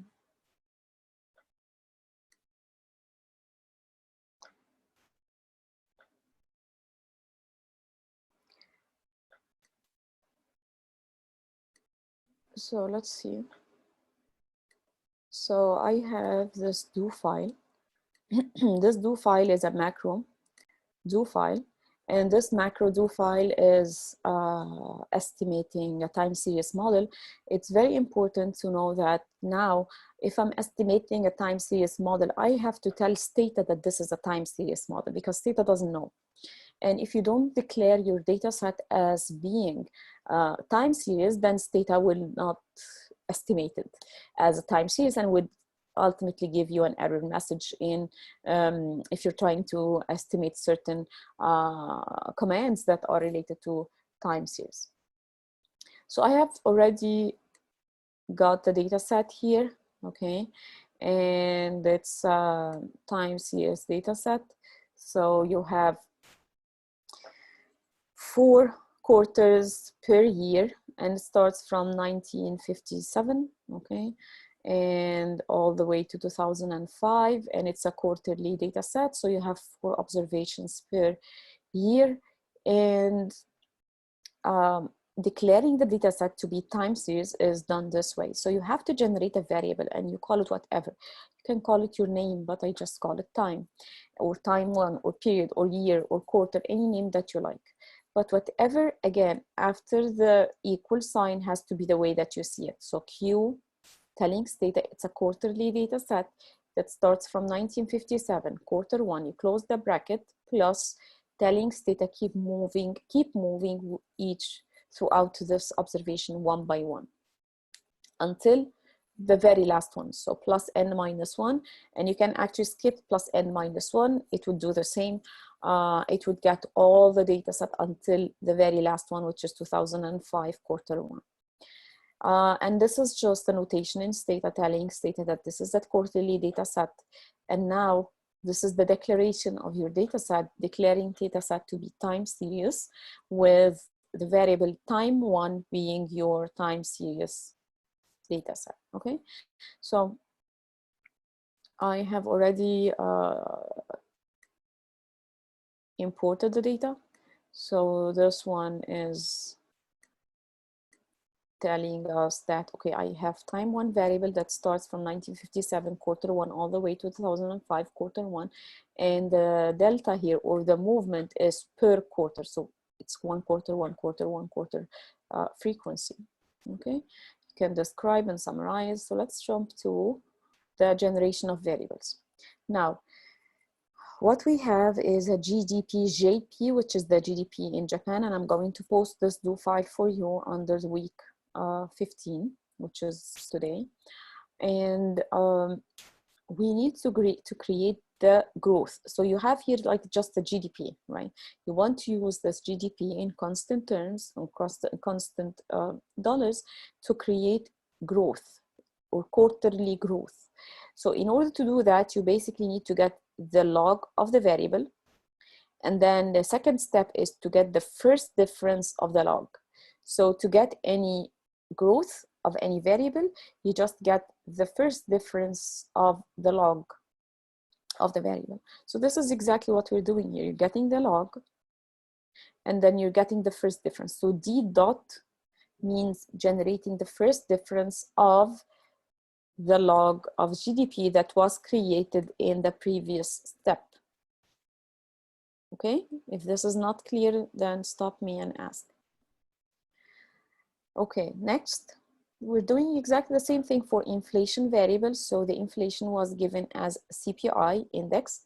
It was given this name. So I just name it CPI, or log CPI, which is log of this, the name of this variable, and then inflation again computed as the first difference of the log of CPI. Okay. And then finally, the data set has an unemployment rate, which has this name. I didn't like the name, so I just changed it to unemployment. I felt like this was easy to remember. Okay, so now let's graph the data set. So first, let's generate the variables, because otherwise data would tell us, okay, what variables do you want to estimate or generate? And then let's see the graph. So the graph of the first one is the growth, which is the quarterly GDP growth in Japan. And you got the first one. And as you can see, it might be stationary, but we really don't know. We need to test, right? So it's keeps moving somewhere in an average that is above 0, getting a little bit down. And then here, this part is definitely an average is almost 0. When we do the same for graphing inflation for the US, you would get like a graph that has, we can see, it seems to have an intercept because it doesn't start here. So it has an intercept. It has an upward trend, like an average, like going up and then going down. So it's like an inverted V shape, right? If I'm trying to fit a line through all these deviations, it would be something around like a V shape, but inverted V shape, okay? Again, doesn't show to us any sign of stationarity because it doesn't move or deviate around the 0. The next one, which is unemployment. So let's check unemployment. So when you see unemployment again, it's moving like this. So probably I can fit a line through here again, probably an inverted U shape, but it's probably a little bit wider than this is actually the name here is supposed to be unemployment. Okay, so just unemployment. Okay, now we have done the graphing. Just looking at the graph, can we tell anything about correlation? It's probably like, it seems that the 3 series are correlated over time. They don't seem to be stationary, right? So the first thing that we can do is we can do the correlogram. These are different options. You can do the correlogram and let's say on growth, like here, what you see here is I'm doing it on the first variable. You can copy paste and do it on inflation. You can copy paste and do it on unemployment. I'm just showing you one, but you can of course replicate it to the others. So we have different options. I can do this correlogram for growth in Japan over this period, which is actually the whole period. No plot. I really don't need a plot, which is the graph that I got on the very right part of the table. The one that I was showing you has an interval of 1, -1, and then I'm asking Stata to perform it on only 8 quarters. I don't need the whole thing. You can do it this way or this way. So 1 and 2 are the same because what I have here is I'm telling Stata the whole data set. If I don't do that, then it would understand that it's the whole data set. Use my whole data set, but just compute the first 8 legs. Okay, so let's see. So let me show you this one first. Okay, so what we can see here is we're getting the autocorrelation telling us that there is about 50.52% correlation between today's value of growth in Japan and its value last quarter, 50%. There is a 56% correlation, around 56% correlation between today and 2 quarters ago. There is a 50% correlation or 50.88% correlation between today and 3 periods ago. And let me just read this one. There is a 41.23% correlation between today's value and 8 quarters ago. What about this one? Partial. Let me read this one. There is a 20.04% correlation between today's value of economic growth and its value 3 quarters ago, holding constant lag 1 and 2. So the main difference between here and there is this one holds constant the intermediate points. The Q and its p-value, let's read the p-value. It's much easier, or these numbers are way above critical values.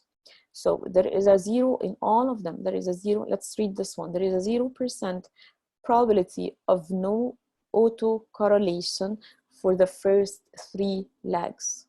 So there is a cumulative, there is a statistical significant cumulative correlation between today's value and the first 3 legs. All right. So what's the difference between this one and this one? So when you see here, I do have a plot. The plot here is just taking these numbers, like 0.50, 0.52, and just like imagining that this is about half the distance, right? And it's just like showing us this number in an interval. And the same thing here. But probably this number is very small, so you don't see it here, right? Same here, so you don't see it here. So it's just a graphical representation. It's not a graphic, I keep saying a graphic, it's not a graphic, it's an interval representation, okay? Just to make it easier for you to see. Now, if I want to perform the Dickey-Fuller test for unit root, the command for the Dickey-Fuller test is dfuller, and then you type the name of the variable on which you want to perform the test, and this is an option. Anything after the comma is option or optional. Okay, so what if I'm telling Stata that I want to perform the DF test using 4 lags, and this is typically normally the number of lags we use in quarterly data set. So usually if I have quarterly, I use 4 lags. If I have daily, I use much higher frequency. If I have yearly, then I use around 12. I'm sorry, if it is monthly, then I use around 12, okay, and so on. So let's say for this one, it's done. Let's do it on the growth. Okay, so DF test. So what you see here is the test statistic, and the results are showing you critical values from which you can choose your, like you can either use 1%, 5%, 10%, okay? What you can see here is this number is less, right? So you are in the acceptance region. In the acceptance region that I'm accepting, I do have unit root, right? So growth has unit root. And let me just maximize this so you can see it. So we have performed on growth, okay?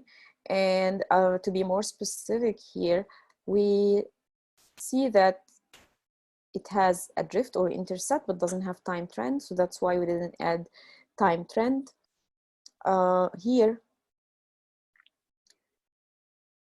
the conclusion that I just said, 1.93 in absolute terms is less than all critical values in absolute terms.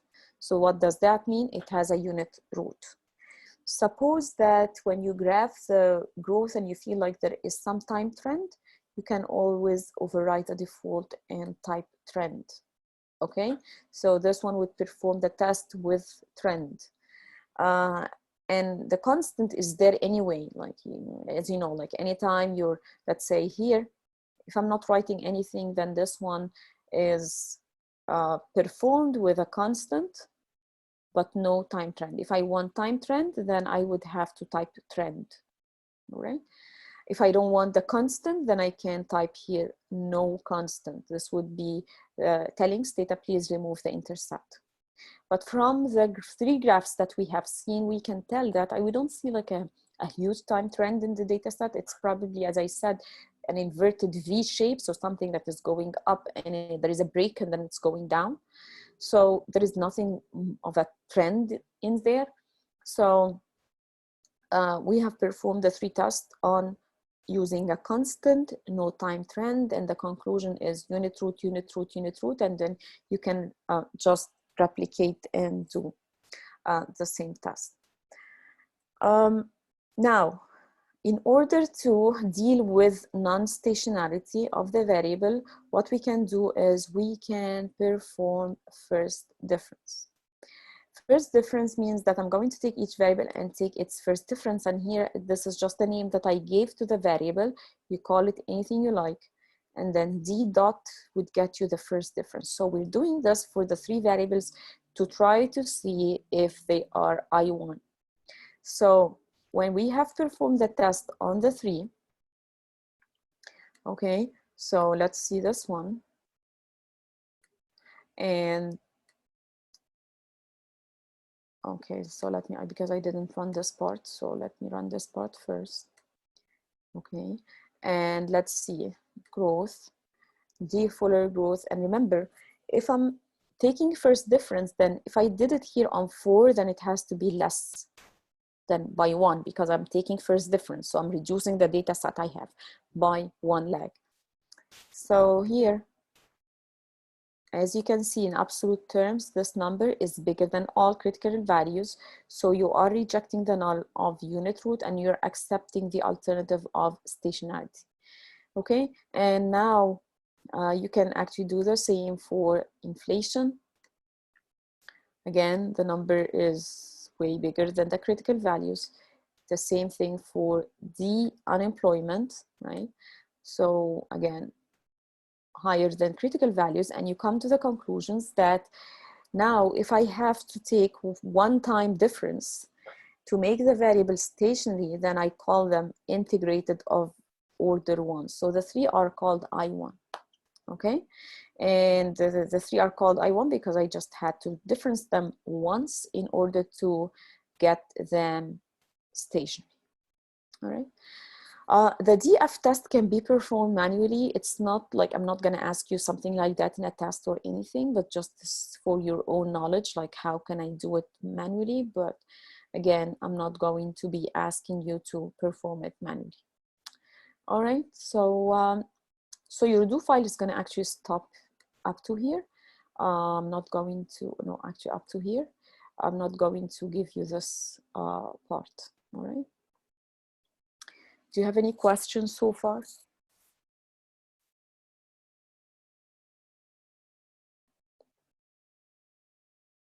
Any question? Okay. So what I'm going to talk about now is your slides, because in your slides, we talk about the ARP model as the method of forecasting, but we do have other important topics presented. So let me share with you my iPad again, and we will talk about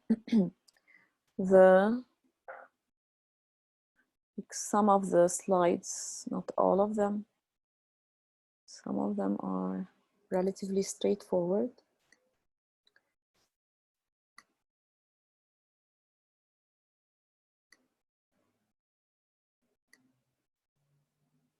Okay. So this is a relatively short file, right? It's usually we have our files are bigger than 50 slides. This is actually 48 slides, but I added 2 slides. So one of the things that's important to understand is any series. Let's say when I was talking about GDP or inflation or unemployment, and I'm just like showing, like I'm just all the time talking about it in terms of a variable that is moving over time, and I'm saying, okay, this is GDP and it's moving like this. This line that we are graphing, we can actually split it into different components, right? We can talk about, we can split it into trend, something that is long-term average, something that is changing depending on the season, whether we have Christmas time, whether we have Halloween time, whether we have Thanksgiving time. All of these are affected by the season, right? Whether we have high consumption of electricity because it's summertime and people are using air conditioning and so on. Whether it's related to cycle, right? This is the economic cycles that you know, like we have a recession and then we have a boom and then we have expansion, and we have different cycles along the path of GDP. And then we have some irregular components. Those are the things that are happening unexpectedly, randomly, and you can actually have the virus, the coronavirus that we're living right now, like it's something irregular, right? Something that is affecting our GDP, and it's an unexpected, irregular, random component, okay? So when we talk about our series, we have to think about it like to split it into different components. All the time series that we talk about are series of observations, whether it can be annually, quarterly, daily, hourly, and could be actually by the minute, okay? And anything that is observed for just one entity, just one cross-section, whether it's one company over time, the sales of Apple company over time, the sales of Samsung over time, the stock, a specific stock market, let's say the New York stock market over time, all of these are examples of time series. So any time series, whether it's GDP, inflation, anything, I can take the numbers. Let's say if I have it over time, this is like 200 million. The following quarter, it was like 230 million. The next quarter, it was 190 only, and so on. Each of these numbers can be divided into 4 components. How much out of the 200 is related to a certain long-term average, like it's there anyways, which is the trend? How much out of the 200 is related to the season? It's hot, it's winter, it's whatever. How much of this is related to the economic cycle? Like we are moving in cycles anyway all the time. Sometimes it's taking long, sometimes it's just like a short cycle. And the 4th component is the irregular random component, which is the as I said, I give you an example. It could be financial crisis. It could be anything that is unexpected. It could be hurricane. It could be the virus that we have now, whatever. Okay, so this time series, every time we're graphing it, as I showed you, it has like the variable, the time, okay? For the trend component, the trend is this red line. It's, I keep saying it's the long-term average, right? So if I have a series and I'm trying to fit a line through all these deviations, I call it the trend, or you can think of it as the long-term average. Okay, so the red one is the long-term average.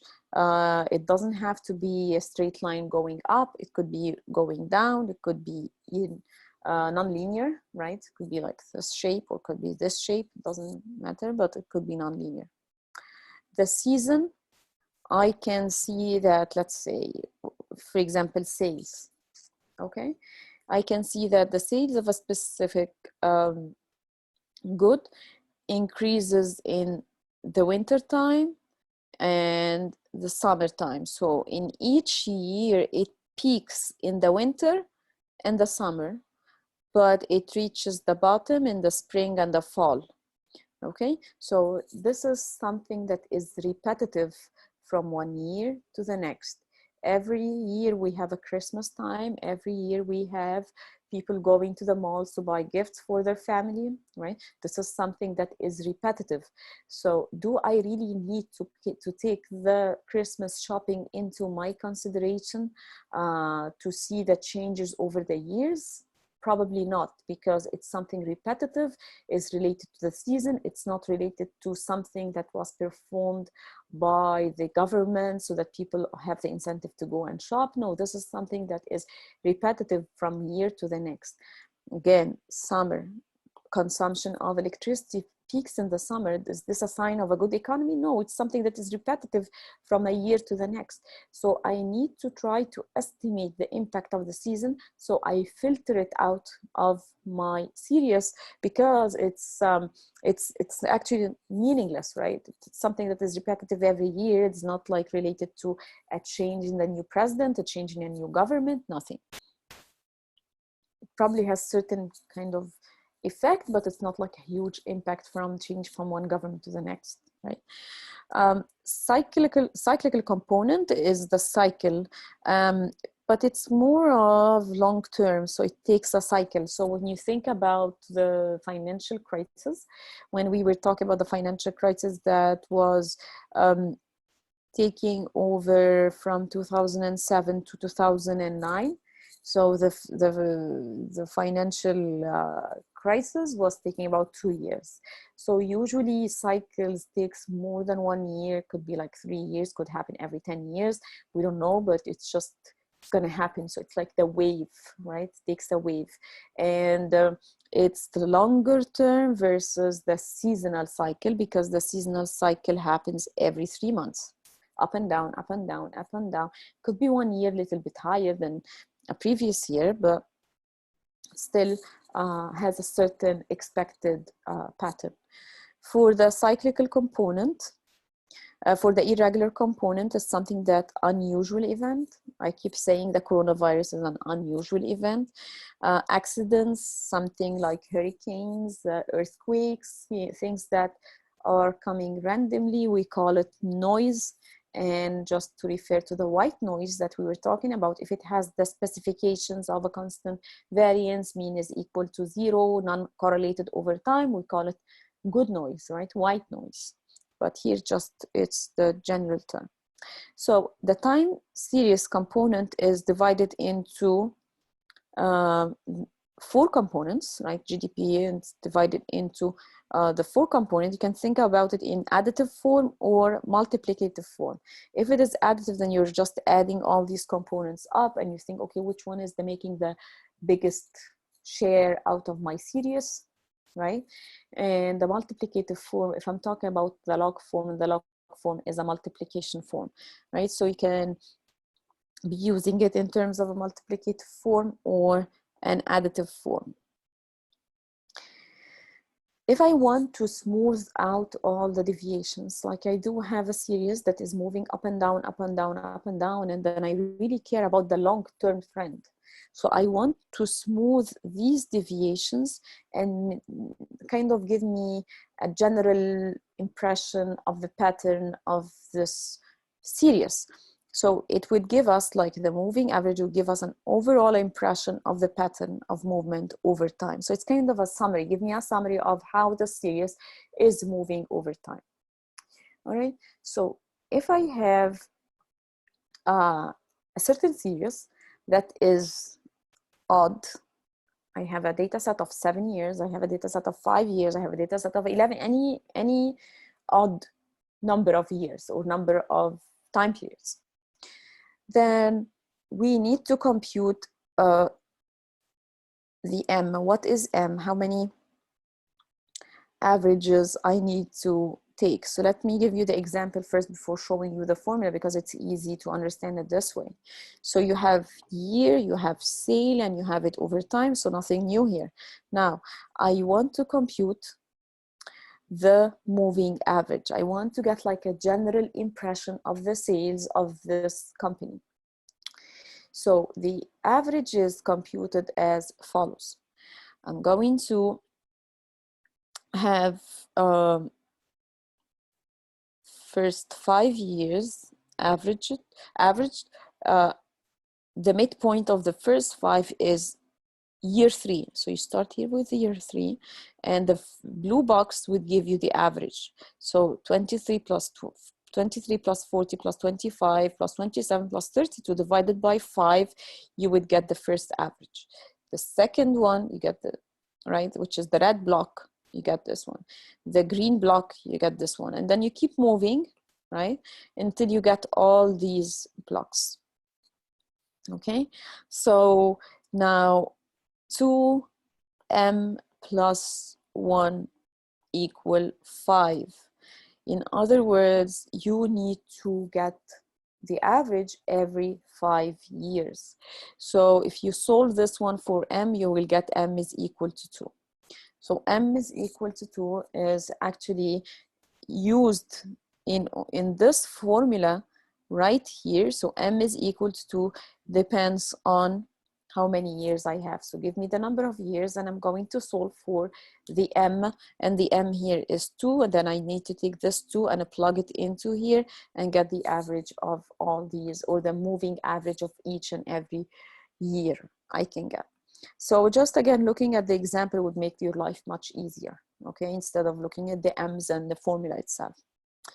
So you would get your moving average, and then you look at this moving average, which is represented by the red line, and this is telling us, okay, this is give me like a general impression of how sales are moving, right? It smooths out. The word smoothing, it's an important terminology, because later on we will talk about something called smoothing parameter. How can I smooth these fluctuations or the blue deviations in order to get a long-term impression of how the sales are moving over time. So the red here is just giving me an idea about how sales are moving on average over time, and it's telling me like it has an upward trend, an upward movement. Okay. Next, what if I do have a data set that is not odd or even?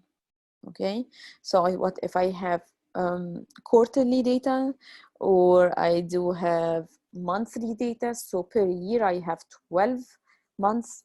Per year I have 4 quarters. So whatever the number of time periods I'm trying to estimate are odd, are even, then I have to have a different formula, and it's called the S-point moving average. And again, before looking at this and get like scared, just look at the example. So here, centered moving average. Now, I have 1, 2, 3, 4, 5, 6, all the way up to 10. Then you get an average, right? So 2.5, 3.5, 4.5, and so on. So average periods 2.5 don't match the original periods, right? The original periods were 1, 2, 3, 4, 5, 6, all the way up to 10. I took an intermediate point between each of these periods in order to be able to compute the centered moving average.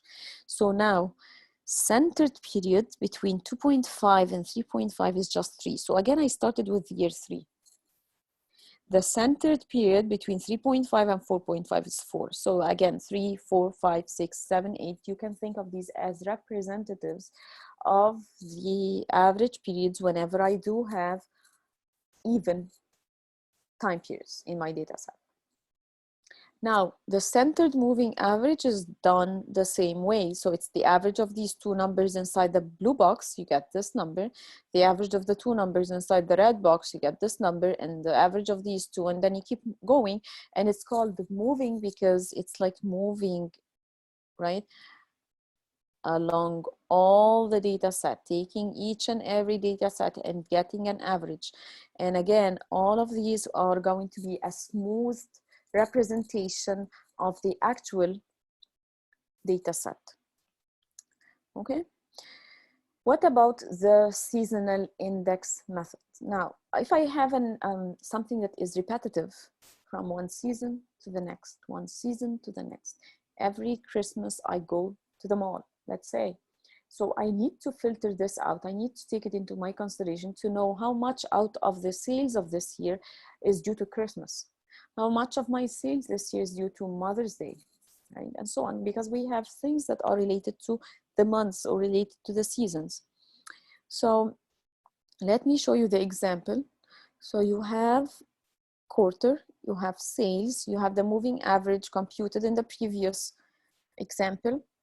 So nothing new. Now, I want to compute something called the ratio to moving average. So in other words, I want to compute quarter 3. What is the fraction of the sales of quarter 3 to the moving average? So you divide this by this, right? And you get 83.7% of quarter 3 sales, right? Or the sales of quarter 3 are 83.7% from the moving average sales. The sales of, let's take this one, this is huge.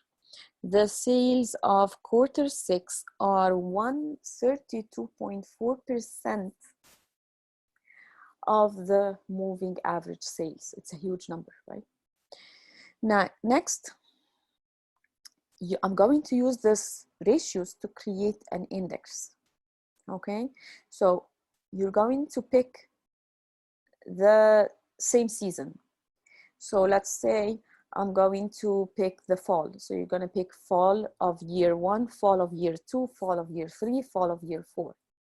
Okay, and you're going to use all these falls because they share the same thing, because Christmas happens in the fall, and I'm going to use this number in order to predict what's going to happen in quarter in the fall of every year. So in other words, I'm going to compute the median of the same season values. What is common between all these seasons, right? You can have like an average of all these seasons sales, right? So, and you compute something called the seasonal index. I noticed that this is not clear in the slide, so I just took for you a picture from your textbook, and I want you to read this example because it's not clear from your data set. I mean, like from your slides. So in your textbook, I want you to read this table, and it has like year 1, quarter 1, year 1, quarter 2, year 1, quarter 3, year 1, quarter 4. So it's a quarterly data set, right? And have like the full table here completed in the next page. And what you need to do is what we have on the slide is an explanation of how we got this is given on how we got this, how we got this, now how we got this seasonal index, and how we got this adjusted series. So in order to understand that, because it's not explained well on the slide, I want you to look at the smaller table down here, which is the calculation of the seasonal index.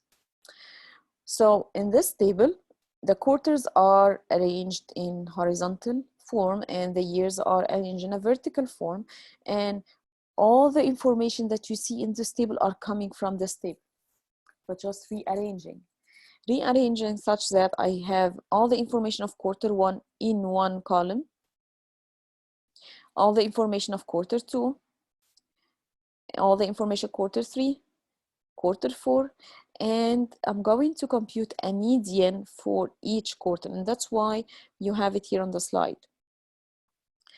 Find the median of all of the same season values. So we're going to create the median for quarter 1, a median for quarter 2, a median for quarter 3, a median for quarter 4, and what you need to do that next, right? So you have a median for each quarter,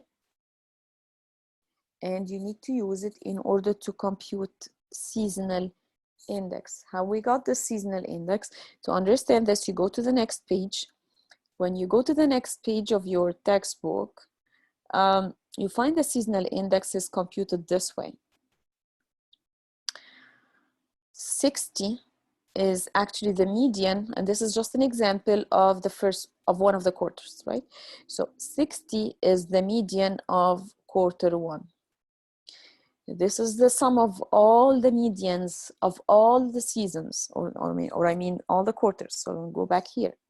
60.43 is the median of quarter 1. I want to know what's the ratio, right, of the median of quarter 1 of all the years divided by the sums. The sum here is coming from this plus this plus this plus this equal this, okay? So you take this one divided by this one, right? And what you need to do next is you get certain ratio. You need to multiply this ratio times 100 to get it in percent. But you also need to multiply it times 4 because it's quarterly, and I need to have an annual version of it, right? An annual representation of it. Okay, so this is basically what you're doing. You're getting the representation of your quarter 1, which is the median. You're dividing it by the median of all the seasons, right? Or all the quarters of all the years. You're getting a certain ratio, but you want this ratio in percent, and you want to annualize it.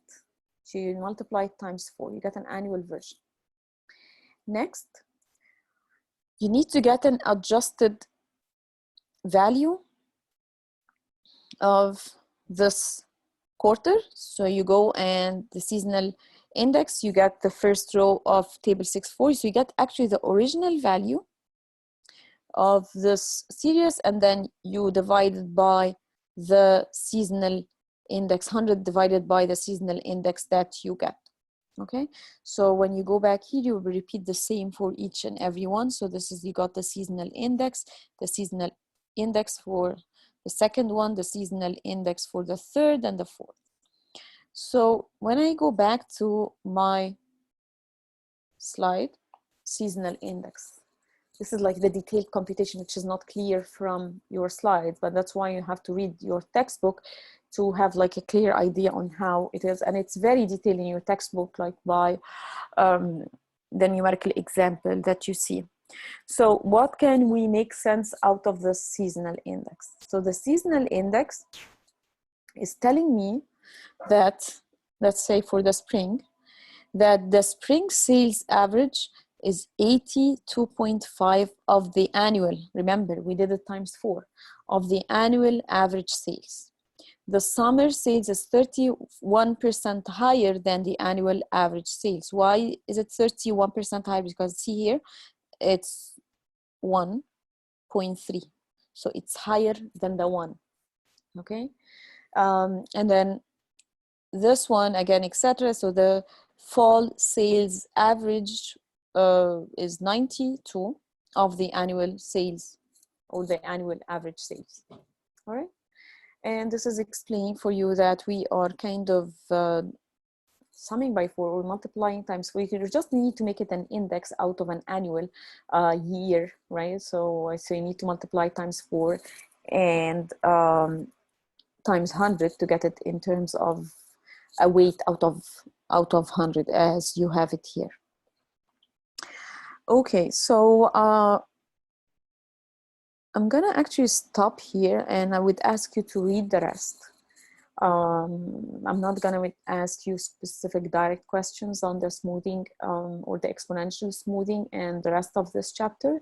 So you can just read it and focus on, like when you're studying this topic, you can focus on the things that I have mentioned that I was writing on the slides, which is the autocorrelation, partial autocorrelation, BP test or the Q test, Adf Test, Dickey-Fuller Test, difference in the series and autoregression models, and of course the seasonal indexing. And you need to check your textbook. You need also to learn how to estimate using Stata, as I was showing you on the do file. All right, so I'm gonna stop here, and I'm going to post for you the do file that we were talking about today, and I'm going to be sending you an email about the exact date and time of your final exam. All right, and I'm going to be posting this lecture under week 15, which is today. All right, any question?